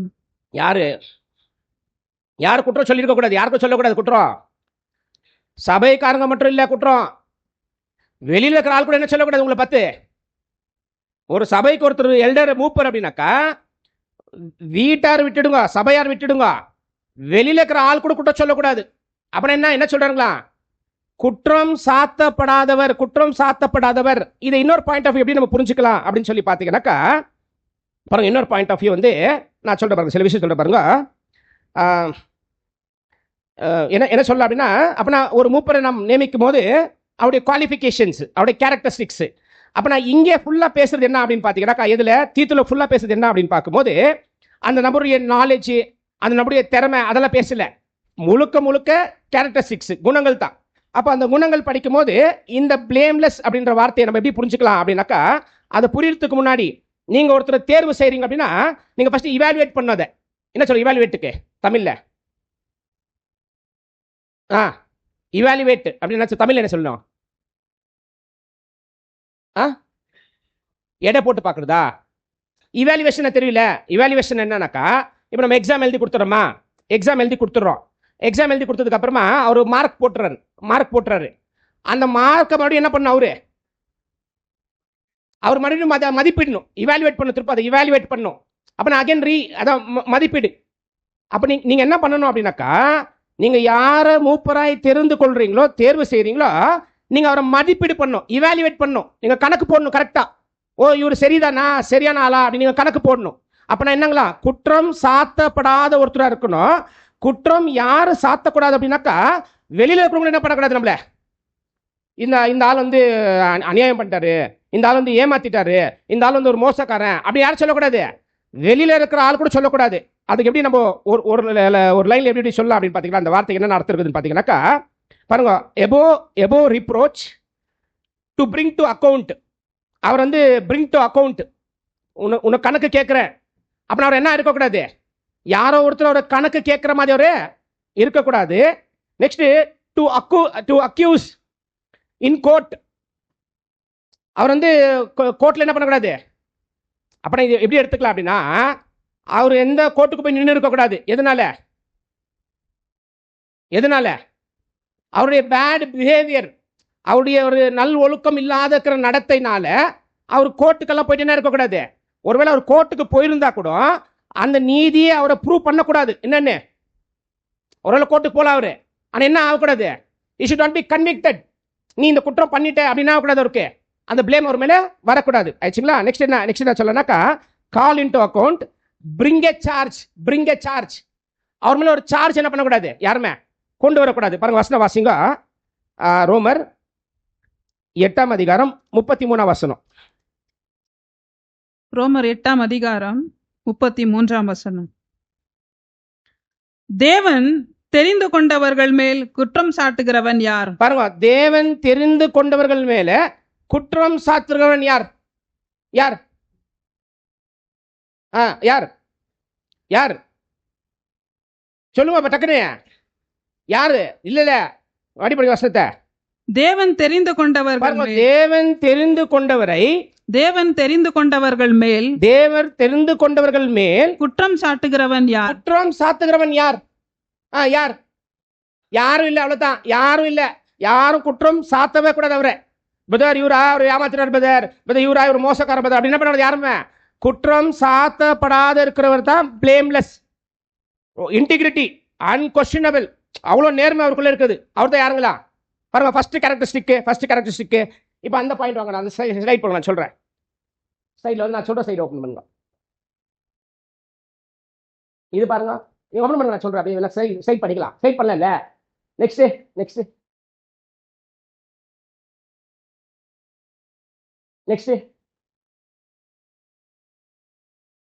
பாருங்க, இதான் அந்த ஸ்கிரிப்சர். பாருங்க, the term above reproach என்ன, அந்த வார்த்தை என்னக்கா பாருங்க, is used in first in some of man's home's life. இங்க நீங்க அப்படியே நீங்க போட்டு போது என்ன பாயிண்ட் ஹைலைட் பண்ற அப்படின்னாக்கா பாருங்க இங்க, it means that there is nothing in man's life for which a charge or accusation could be brought against him. அப்ப என்ன பண்ண முடியாது, அவர் மேல எந்த ஒரு அக்யூசேஷன் அவர் மேல கொண்டு வர முடியாது. நெக்ஸ்ட் பாருங்க, is a man of integrity. He doesn't live one way at church and another way at home. அவர் என்ன பண்றது இல்லைங்களா, வீட்டில் ஒரு மாதிரி சர்ச்சில் அப்படி நடக்கிறது இல்லைங்களா அவரு. அப்படின்னா என்னங்களா, ரொம்ப நேர்மையான மனுஷன் அவரு. நெக்ஸ்ட் பாருங்க, his wife and children would affirm that he displays the fruit of spirit. யார் சாட்சி கொடுக்கணுமா? வீட்டில் இருக்கிறவங்க மனைவி பிள்ளை கொடுக்கணும். மனைவி பிள்ளை என்ன கொடுக்கணும், எங்க அப்பா சூப்பர் அப்படி கொடுக்க கூடாது. எங்க அப்பா ஆவிக்குரிய கனிகள்ல கொடுக்கறதுல அவர் ரொம்ப ரொம்ப நல்லவர். அவரு எனக்கு நல்லவராக இருக்கிறதுல முக்கியம் இல்லை, ஆனா ஆவிக்குரிய கனிகளை கொடுக்கறது அவரு. பாருங்க, display fruit of spirit. Next பாருங்க, இஃப் ஹி சின்ஸ், இந்த ஆள் யாருனாக்கா, ஒருவேளை யார் பர்ஃபெக்ட் இல்லை தானே, யார் பரிபூர்ணம் இல்லை தானே. ஒருவேளை அவர் பாவம் பண்ணார்னா, if he since he quick to confess and it ask forgiveness. ஒரு தப்பு பண்ணிட்டாரு அப்படின்னாக்கா அவர் என்ன பண்ணுவார், இமிடியேட்டா மன்னிப்பு. தேவன், நான் தப்பு பண்ணிட்டேன். இது பெரிய கேரக்டருங்க. இது எந்த அளவுக்கு வளர்ந்தாலும் அந்த எண்ணம் இருக்கணும். என்ன எண்ணம்? ஆமா, தப்புனா தப்பு தான், நான் தப்பு பண்ணிட்டேன் அப்படி ஃபர்கிவ்னஸ் கேட்கணுமா அந்த ஆளு. நெக்ஸ்ட் பாருங்க, நெக்ஸ்ட் பாயிண்ட் பண்ணுங்க. இது விட்டு நெக்ஸ்ட் ஒன்னு போடுங்க. இதுல நெக்ஸ்ட் இல்ல, அந்த சொல்லுவாரு, you should not be perfect அப்படி போட பாருங்க. பாருங்க,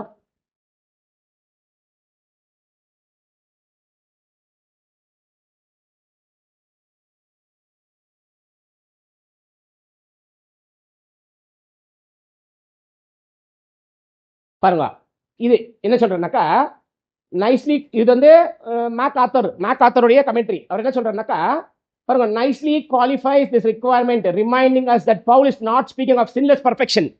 தேவன் என்ன என்ன என்ன இங்க பேசல, அவர் குற்றம் சாத்தப்படாதவர் அப்படின்னாக்கா அவர் வந்து பாவம் செய்யாதவர் அப்படின்னு என்ன பண்ணல, அப்படி பேசல. அப்படின்னா என்ன எல்லாரும் யார் தான், எல்லாருமே பலவீனமானவர்கள் தானே. அப்படி எல்லாருமே பலவீனமா இருக்கும் போது அவர் வந்து பாவம் செய்யாம பர்ஃபெக்டா இருக்கிறது என்னவா இருக்கணும்னு இல்லை. அவர் மேலே யாரும் குற்றம் சாத்தக்கூடாது. அவர் என்ன பண்ணலாம்னா அவர் பாவம் செய்யலாம். அந்த பாவம் செஞ்சா என்ன பண்ணணும், நெக்ஸ்ட் மன்னிப்பு இமீடியட்டா கன்ஃபெஸ் பண்ணணும். ஐயோ தேவனே நான் தப்பு பண்ணிட்டேன், இமீடியட்டா கன்ஃபெஸ் பண்ணணும். பாருங்க சொல்றாரு, speaking of sinless perfection but is declaring the leaders of Christ church must have no sinful defect in their lives. பாவம் இருக்கலாம், ஆனா அந்த பாவத்துல விலை வந்துச்சு பாருங்க, அந்த விலை என்ன ஆகக்கூடாது அவர் லைஃப்ல, அது இருக்கக்கூடாது. நெக்ஸ்ட் பாருங்க, எங்க விட்டோம், that he could justly call their virtue, their righteousness and their godliness into question and indict them. There must be nothing in their lives to disqualify as a models of moral and spiritual character. எந்த தருணத்தில் என்ன பார்க்கக்கூடாது, அவரை disqualify ஆகக்கூடாது. அவர் எதுல பாருங்க, பாருங்க, there must be nothing in their lives to disqualify them as models of moral and spiritual character. எந்த தருணத்தில் அவர் என்ன பண்ண முடியாது, டிஸ்குவாலிஃபை பண்ண முடியாது. எதுல பண்ண முடியாதுனாக்கா அவருடைய மாரல் அண்ட் ஸ்பிரிச்சுவல் கேரக்டர் என்ன பண்ண முடியாது, அவரை டிஸ்குவாலிஃபை பண்ணவே முடியாது. அந்த மாதிரி ஒரு நபருங்களா, பாவம் இருக்கிறவர்னா ஆமா பாவம் இருக்கிறவர் ஆச்சுங்களா. நெக்ஸ்ட் பாருங்க, under character for believers under there care to என்னது emulate. ஓகே பாருங்க, if any be blameless, that does not mean he must be perfect without sin. அப்படின்னா blameless நீங்க என்ன நினைக்க கூடாது, அவர் வந்து பாவம் இல்லாத பர்ஃபெக்ட்டா இருக்கணும் அப்படி நீங்க நினைக்க கூடாது. Next, it does not mean that any accusation that is brought against him must not be found to be true. அப்படின்னா ஏதாவது ஒரு மேல அவர் மேல குற்றம் வந்துச்சு அப்படின்னாக்கா அது வந்து உண்மை இல்லைன்னு கூட நீங்க என்ன பண்ணக்கூடாது, உண்மை இல்லைன்னு கூட நீங்க சொல்லக்கூடாது, உண்மை இருக்குதுன்னு கூட நீங்க சொல்லக்கூடாது. அதை என்ன பண்ண ஃபர்ஸ்ட் அதை வந்து வெரிஃபை பண்ணணும் ஆச்சுங்களா. நெக்ஸ்ட் பாருங்க, his life must be above reproach. When someone can point a finger at an officer of the church and accurately accuse him of dishonesty, then the cause of Christ is hurt. யாருன்னு ஒருத்தர் உங்களை விரல் காமிச்சாருன்னு வச்சுக்கோங்களேன், அப்ப என்ன ஆயிடுச்சு, the cause of Christ is hurt. உங்களை கை காமிக்கிறாரு, உங்களை கை காமிக்கலவரு என்ன பண்ணிட்டாரு, கிறிஸ்து உங்களை எதுக்காக அழைச்சாரோ அந்த அழைத்த அழைப்புக்குள்ள உங்களை விரல் காமிக்கிற மாதிரி ஆயிடும். ஸோ காஸ் ஆஃப் என்னங்களா, கிரைஸ்ட் ஹர்ட் ஆயிட்டார், கிரைஸ்ட் ஆயிட்டாரு. நெக்ஸ்ட் பாருங்க, it does not matter how naturally a gifted man may be if someone can say that his speeches does not reflect the dedication of Christ. பாருங்க, அவர் எவ்வளவு பெரிய ஆளுநர் இருக்கட்டுங்க, ஆனா யாரும் என்ன சொல்லிடக்கூடாது, அவர் பேசுற மாதிரி என்ன இல்லை அவருடைய வாழ்க்கை, புரியுதா, அவர் பேசுற மாதிரி ஒரு வாழ்க்கை இல்லை அப்படின்னு ஒருத்தரும் சொல்லிடக்கூடாது. அவர் ரொம்ப ஸ்கில்டுங்களா, ரொம்ப அப்படியே வசனத்தை எடுத்தாருன்னா அவர் மாதிரி பேசுறதுக்கு யாருமே இல்லையா, ஆனா பேசுற மாதிரி வாழ்க்கை நடத்தே இல்லைங்களா. அப்ப என்ன ஆயிடுச்சது, அதை சொல்லிட்டாங்க. சொல்லுங்க பாருங்க, if someone can say that his speeches does not reflect the dedication to Christ, அவர் பேசுறதுக்கும் அவர் நடத்துக்கு சம்பந்தமே இல்லை. நெக்ஸ்ட் பாருங்க, then the cause of Christ is hurt and that a man should not be an officer of the church. அப்படி இருக்கிறவங்க என்ன ஆகக்கூடாது, பேசுறது ஒண்ணு நடக்கிறது ஒண்ணு, அவர் யாரா இருக்கக்கூடாது சர்ச்சுக்கு, அவர் வந்து ஒரு ஆபீசரா இருக்கக்கூடாது சர்ச்சில் ஆயிடுச்சா. இது எதுக்கு, பிளேம்லெஸ்க்கு ஆயிடுச்சுங்களா. அடுத்த பாயிண்ட் தான் பாருங்க, இல்ல ஆயிடுச்சு விட்டுருங்க, ஆயிடுச்சு. நெக்ஸ்ட் வாங்க, நெக்ஸ்ட் பாயிண்ட் படிங்க. இங்க வாங்க, டைட்டஸ் டைப் எல்லாமே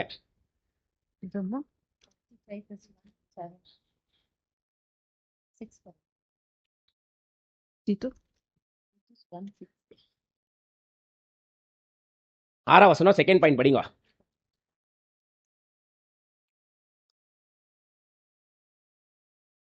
ஒரே மனைவியுடைய புருஷனும், பாருங்க, ஒரே மனைவியுடைய புருஷனும், இதென்ன மீனிங், இந்த வார்த்தைக்கு என்ன மீனிங் அப்படின்னு சொல்லி பார்த்தீங்கன்னாக்கா, a husband should have one woman. இப்போ பாருங்க, இப்படி எடுத்துக்கலாம், ஒரே மனைவியுடைய புருஷனும் அப்படின்னும் போது, இப்போ எனக்கு இப்போ ஒரு மனைவி இருக்கிறாங்க ஆயிடுச்சா. நான் இதுக்கு முன்னாடியே 2 மனைவி என்ன பண்ணிட்டேன், ஆல்ரெடி என்ன பண்ணிட்டேன், நான் டைவர்ஸ் பண்ணிட்டேன். அது அவரா அப்ப நான் ஒரு மனைவி இல்லை, he should be one woman, he should be a man of one woman. அப்படின்னா என்ன சொல்றாருங்களா, அவர் வாழ்க்கையில மனைவின்றது ஒரே பெண்ணு தான். அப்ப இது என்ன ஃபார்பிட் பண்ணுது, இந்த தாட் எதை ஃபார்பிட் பண்ணுது, அவருடைய வாழ்க்கையில அவருக்கு மனைவி அப்படின்னு சொல்றது ஒரே பெண்ணு தான். இல்லைன்னா ஒரே பெண்ணுள்ள ஒரு ஆணாதான் அவர் என்ன பண்ணணும், அவர் இருக்கணும். அப்பனா ஒரே பெண்ணுள்ள ஆணா அவர் இருக்கணும் அப்படின்னும் போது இது எதை ஃபார்பிட் பண்ணுது, ஃபார்பிட் டைவர்ஸ் என்ன பண்ணுது? டைவர்ஸும் என்கரேஜ் பண்றது இல்ல, ரீமேரேஜ் என்கரேஜ் பண்றது இல்ல. அப்பனா டைவர்ஸ் ஆயிருக்கிறவங்க ரீமேரேஜ் இருக்கிறவங்க யாரா இருக்க முடியாது? சபைக்குள்ள இருக்கலாம், ஆனா யாரா இருக்க முடியாது? ஒரு எல்டர் ஒரே சபைக்குள்ள இருக்க முடியாது. அப்ப இது அதுல இன்னொன்னு அது அந்த பாயிண்ட். அது நெக்ஸ்ட் வாங்க.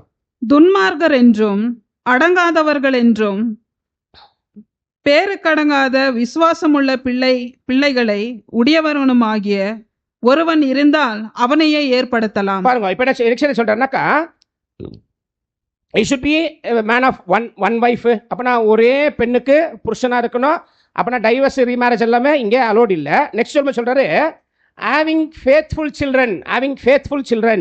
இந்த faithful children அப்படின்ற அந்த வசனத்தை நீங்க பார்க்கும்போது, நீங்க வேற எதனா டிரான்ஸ்லேஷன் நீங்க படிச்சீங்க அப்படின்னாக்கா, யாரா படிக்கிறீங்களா? ATM JE ல படிக்கிறீங்களா? ATM JE பாருங்க என்ன சொல்றாரு அப்படின்னாக்கா, having children who are believers. அப்பனா ஒரு மூப்பர், அந்த மூப்பர் எப்படி இருக்கணும் அப்படின்னாக்கா, அந்த மூப்பருடைய பிள்ளைகள் யாரா இருக்கணுங்களா? they should be believers. என்ன அர்த்தம் அப்படின்னா, இயேசுவை ஏற்றுக்கொண்டவங்களா இருக்கணும். அடுத்தது பாருங்க, they are not open to accusation. அடுத்தது நான் இதெல்லாம் விளக்கம் பண்றேன் அப்புறமா. பாருங்க, இப்ப என்னன்னா ஓபன் டு அக்யூசேஷன், யாருமே அவங்க மேல குற்றம் இந்த மூப்பர் ஒருத்தர் வந்துட்டார் அப்படின்னாக்கா, அந்த மூப்பருடைய பசங்க இயேசுவை ஏற்றுக்கொண்டவங்களா இருக்கணும். அடுத்தது என்னங்களா, என்ன சொன்னீங்க? அக்யூசேஷன். ஓப்பனா அந்த பசங்க மேல யாரும் குற்றம் சொல்லக்கூடாது. தேர்டு என்னங்களா, இன்சபார்டினேஷன் என்னன்னாக்கா, சபார்டினேட் என்ன அப்படின்னாக்கா கீழ்ப்படிதல். அப்பனா இந்த மூப்பருடைய பசங்க யாரா இருக்கக்கூடாதுனாக்கா, கீழ்ப்படியாமல் இல்லாம இருக்கிற பசங்களா இருக்கக்கூடாது. they should be a children of obedience, not disobedience. இப்ப ஏன் ஒரு கேள்வி வருது, ஏன் அப்படி ஒரு கேள்வி வருது? ஏன் மூப்பர் பசங்க அப்படி இருக்கணும்? டக்குனு சொல்லுங்களேன், டைம் ஆயிடுச்சு. ஒரு சபையை நீங்க மூப்பரா செலக்ட் பண்ணீங்கன்னா, ஒரு சபைக்கு நீங்க மூப்பரா ஒருத்தர் செலக்ட் பண்ணீங்க அப்படின்னாக்கா, அந்த ஒரு பாயிண்ட் போடுங்க. நான் ஃபர்ஸ்ட் போட்டீங்களா, அது போடுங்க. பாருங்க, sums of this section observing that if want to find out if a man is qualified for leadership.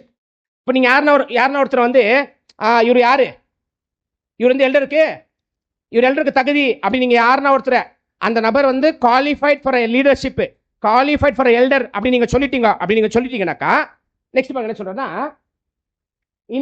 பாருங்க, qualified in the church, look first at his influence on his own children. என்ன பார்க்கணும் first? அவருடைய influence அவங்க பிள்ளைகள் மேல எவ்வளவு இருக்குதுன்னு என்ன பண்ணணும்? இப்போ நீங்க ஒருத்தர் செலக்ட் பண்றீங்களா, அதை சொன்னா சும்மா இல்ல. இது தேவனுடைய சபைக்கு மூப்பர்கள் செலக்ட் பண்ணது சும்மா இல்ல. மாம்சத்துல பண்ணாதீங்க எதுவுமே. சும்மா எல்லாத்துக்கும் கை தூக்கிடுறது, சும்மா யார் சபையில இருக்கிறாங்க, யார் சபை வழி நடத்தாங்க எதுவுமே தெரியாது, சும்மா பேர் கொடுக்குறது, அப்படியெல்லாம் பண்ணாதீங்க. இதெல்லாம் தெரிஞ்சா பேசணும், புரியுதுல? அப்ப என்ன சொல்லிட்டாருங்களா, அவர் ஃபர்ஸ்ட் பாருங்க, look first at his influence on his own children. அவர் தன் பிள்ளைகளை எப்படி நடத்துறாரு ஃபர்ஸ்ட் பார்க்கணும். பாருங்களா, இப்ப எதுக்கு மூப்பர் வேணும்? சபையை மூப்பர் எதுக்கு? சபையை நடத்துறதுக்கு. ஏங்க சபையை நடத்துறவர் எப்படிங்க நடத்துவாரு? வீட்டை நடத்த முடியல, எப்படி சபையை நடத்துவாரு? ஒருத்தருக்கு வீட்டை நடத்த தெரியல, சபை எப்படி நடத்துவாரு? சொல்லுங்க, எப்படி நடத்துவாரு? அப்ப என்ன பண்ண ஃபர்ஸ்ட்?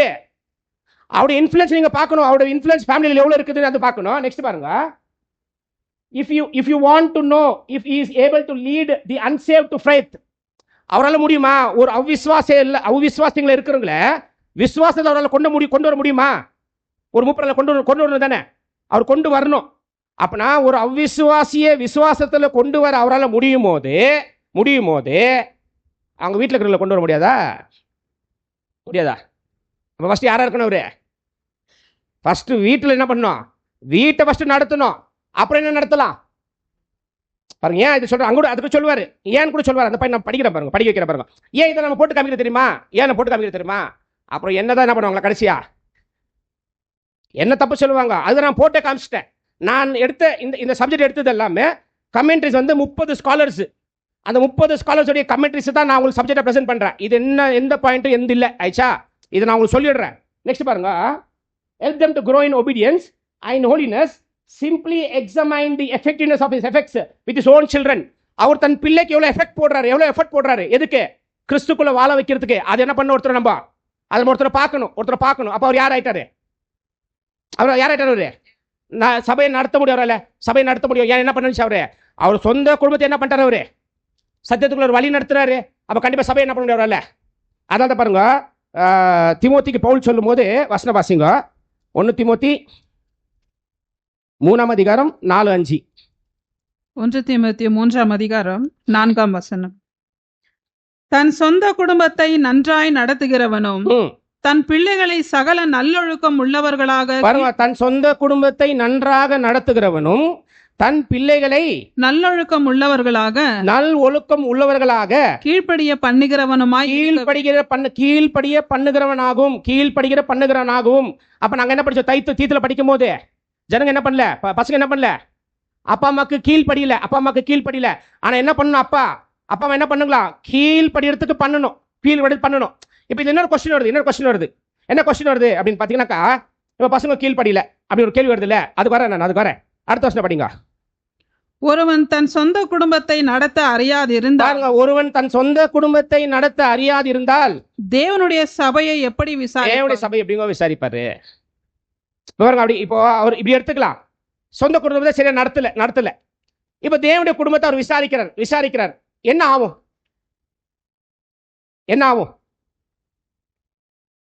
அவர் சொந்த குடும்பத்தை அவர் சரியா நடத்த தெரியல.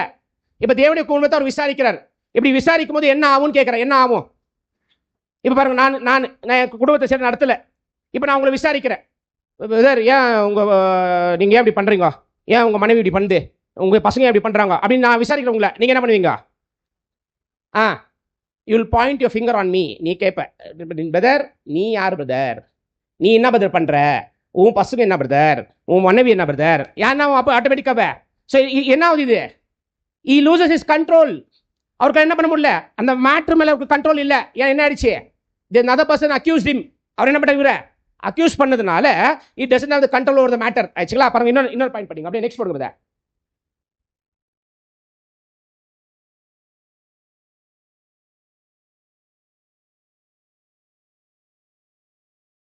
இதுல பாருங்க, இப்போ இந்த பாயிண்ட் என்னன்னாக்கா பாருங்க, இது வந்து மெக்கி சொல்றது, some helpful comforting thoughts to godly men who may be an ungodly child. இப்போ நான் நல்ல அப்பா அம்மா. ஆனா யார் தப்பு? பசங்க தான் தப்பு. நான் என்ன பண்ணல? நான் சரியா இருந்திருக்கிறேன். ஆனா என் பசங்க என்ன பண்ணிருக்கிறாங்க? என் பசங்க சரியில்லை. நான் என்ன பண்றது? பாருங்க என்ன பண்ணணும் நாங்க சொல்லுவார், தாட் கொடுப்பாரு. பாருங்க என்ன சொல்றேன், என்ன பண்றேன்னாக்கா, please do not misunderstand me. நான் கூட சொல்லிக்கிறேன் உங்களுக்கு, please don't misunderstand me. ஆயிச்சா?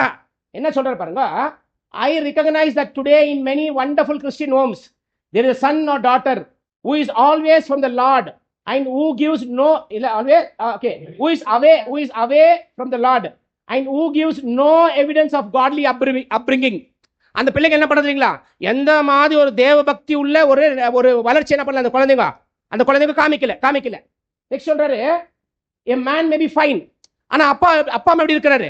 இல்ல அம்மா தேவையில்ல, அப்பா தானே இங்க. அப்பா எப்படி இருக்கிறாரு? அப்பா இஸ் ஃபைன், நல்ல ஆளு. பாருங்க, man may be fine, காட்லி man who has a wonderful Christian home. ரொம்ப தேவ பக்தி உள்ள மனுஷன், நல்ல கிறிஸ்டியன் ஹோம் இருக்குது அவர்கிட்ட. நெக்ஸ்ட் பாருங்க, and he may not be guilty of anything that caused that boy or girl to turn from Christ. அவர் எந்த தப்பு செய்யல. அவர் எது? ஒரு ஆணும் ஒரு பெண்ணும் தேவனுக்குள்ள வாழாதபடிக்கு அவர் ஒண்ணுமே செய்யல. எல்லாமே அவர் செய்திருக்கிறார். பாருங்க, இதுக்கு நான் ஒன்றும் அட்வைஸ் கொடுக்குறேன் உங்களுக்கு. நான் அதை அங்கே படிக்க ஒரு அட்வைஸ் கொடுக்குறேன். ஃபர்ஸ்ட் பிள்ளைகளை கிறிஸ்துக்குள்ள வளர்க்கணும் அப்படின்னாக்கா நீங்க என்ன பண்ணணும் தெரியுங்களா? ஃபர்ஸ்ட் நீங்க கிறிஸ்துக்குள்ள வாழ்ந்து காமிக்கணும். கிளாஸுக்கு போ அப்படின்னாக்கா நீங்க ஃபர்ஸ்ட் நீங்க என்ன பண்ணணும்? அப்போ பசங்க என்ன சொல்லுவாங்க? இப்போ நான் போல, நீங்க போன பசங்க என்ன சொல்லுவாங்க? டாடி நீ போ ஃபர்ஸ்ட், அப்புறம் என்ன பண்ணு எங்களுக்கு. அப்புறம் நம்ம தான் என்ன பண்ணுங்களா? நம்ம தான் முன்மாறுதி இல்லை. ஏன்னா அது ஒரு பையன் நம்ம விட்டுட்டோம். எல்டர் யாரு அப்படின்னாக்கா இஸ் an எக்ஸாம்பிள். பாருங்க, வசனம் வாசித்து போய் இதுக்கு வரலாம். 1 பேதுரு 5ஆம் அதிகாரம், இங்கே எழுதி வச்சிருந்த வசனம் மேலே கீழே இருந்தாலும் தெரியல. அது 5ஆம் அதிகாரம் 3ஆம் வசனம் பாருங்க. 1 பேதுரு 5ஆம் அதிகாரம் 3ஆம் வசனம். சுதந்திரத்தை இருமாப்பாய் ஆளுகிறவர்களாக அல்ல, மந்தைக்கு மாதிரிகளாகவும். சபைக்கு மந்தைக்கு மாதிரி. He should be an example to the flock. அவர் நடத்த எப்படி இருக்கணும்? எல்லாமே எக்ஸாம்பிள். நடத்த வசனம் எக்ஸாம்பிள், நடத்த எக்ஸாம்பிள். லாஸ்ட்ல ஒரு வசனம் காமிக்கிற பாருங்க. அந்த வசனத்துடைய ஆதாரத்தில் இல்லைன்னா யாருமே தேர்வு செய்யாதீங்க, யாருமே தேர்வு செய்யாதீங்க. ஏன்னா அந்த வசனம் ரொம்ப இம்பார்ட்டன்ட். அப்புறம் படிக்கிறேன், லாஸ்ட்ல காமிக்கிறேன் உங்களுக்கு. ஆச்சா, இப்போ இங்கே வரலாம் பாருங்க. நல்ல நல்ல அப்பா, அப்பா ஒரு பிரச்சனை இல்லை, நல்ல காட்லி ஃபாதரு, எல்லாமே நல்லது தான், எல்லாமே நல்லா இருக்கிறாரு. பாருங்க நெக்ஸ்ட் சொல்றாரு, anything that cost that boy or girl turn from Christ. அப்போ நான் கிரைஸ்டுக்குள்ள வராமல் இருக்கிறதுக்கு அவர் எந்த காரணமும் இல்லை. ஆச்சா, அவர் எல்லாம் முயற்சி பண்ணியிருக்கிறாரு. நெக்ஸ்ட் சொல்றாரு, but he should not be an officer in the church. நல்ல பிரதர் தான், ஆனால் யாரா இருக்கக்கூடாது? யாரா இருக்கக்கூடாது? நல்ல பிரதர், பிரதர் காட்லி பிரதர் தான், ஆனால் யாரா இருக்கக்கூடாது? யாரா இருக்கக்கூடாது? he should not, he is not eligible to be an elder. ஏன் என்ன இல்லை?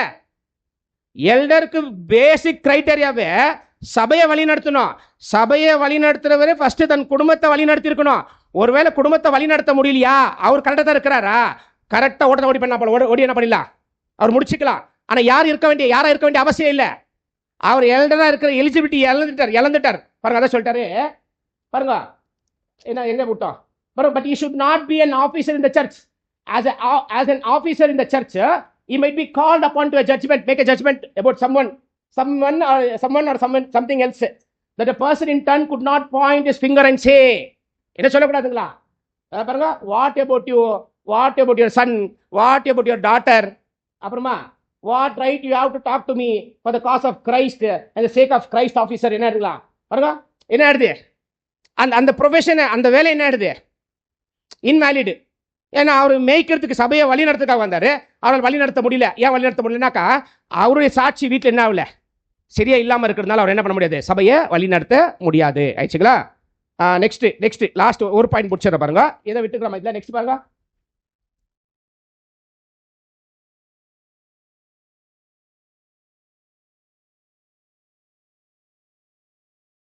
ஓகே, இது தெரியல.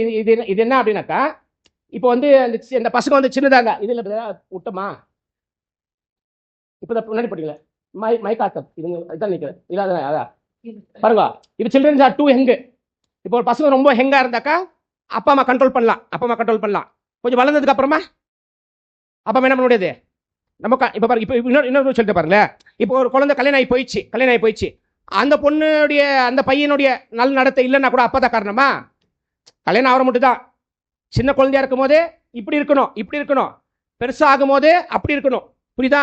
சின்ன குழந்தையா இருக்கும் போது திமோத்தி போல இருக்கணும், திமோத்தியில் எழுதிருக்கிறது போல இருக்கணும். பெருசாக ஆகும்போது தீத்துல எழுதிருக்கிறது போல இருக்கணும். ஆயிடுச்சுங்களா? அங்கே சொல்லுவாரு, நாட் லூசிங் லைஃப். அவங்க ஸ்டைல் எப்படி இருக்கக்கூடாதுனாக்கா, எந்த ஒரு அத்தாரிட்டிக்கு கீழ்படியாமல் அவங்களுடைய வாழ்க்கை வந்து ஒரு லூசனா இருக்கிற லைஃப் மாதிரி அவங்க இருக்கக்கூடாதுன்ட்டாரு. ஆயிடுச்சா? இப்போ last conclusion. Who is an elder? யார் ஒரு எல்டர், யார் ஒரு மூப்பர் அப்படின்னாக்கா, ஒரு வசனம் படிச்சு நிற்க வச்சிடலாம் பாருங்க. பிலிப்பியர் 2ஆம் அதிகாரம் 20ஆம் வசனம்.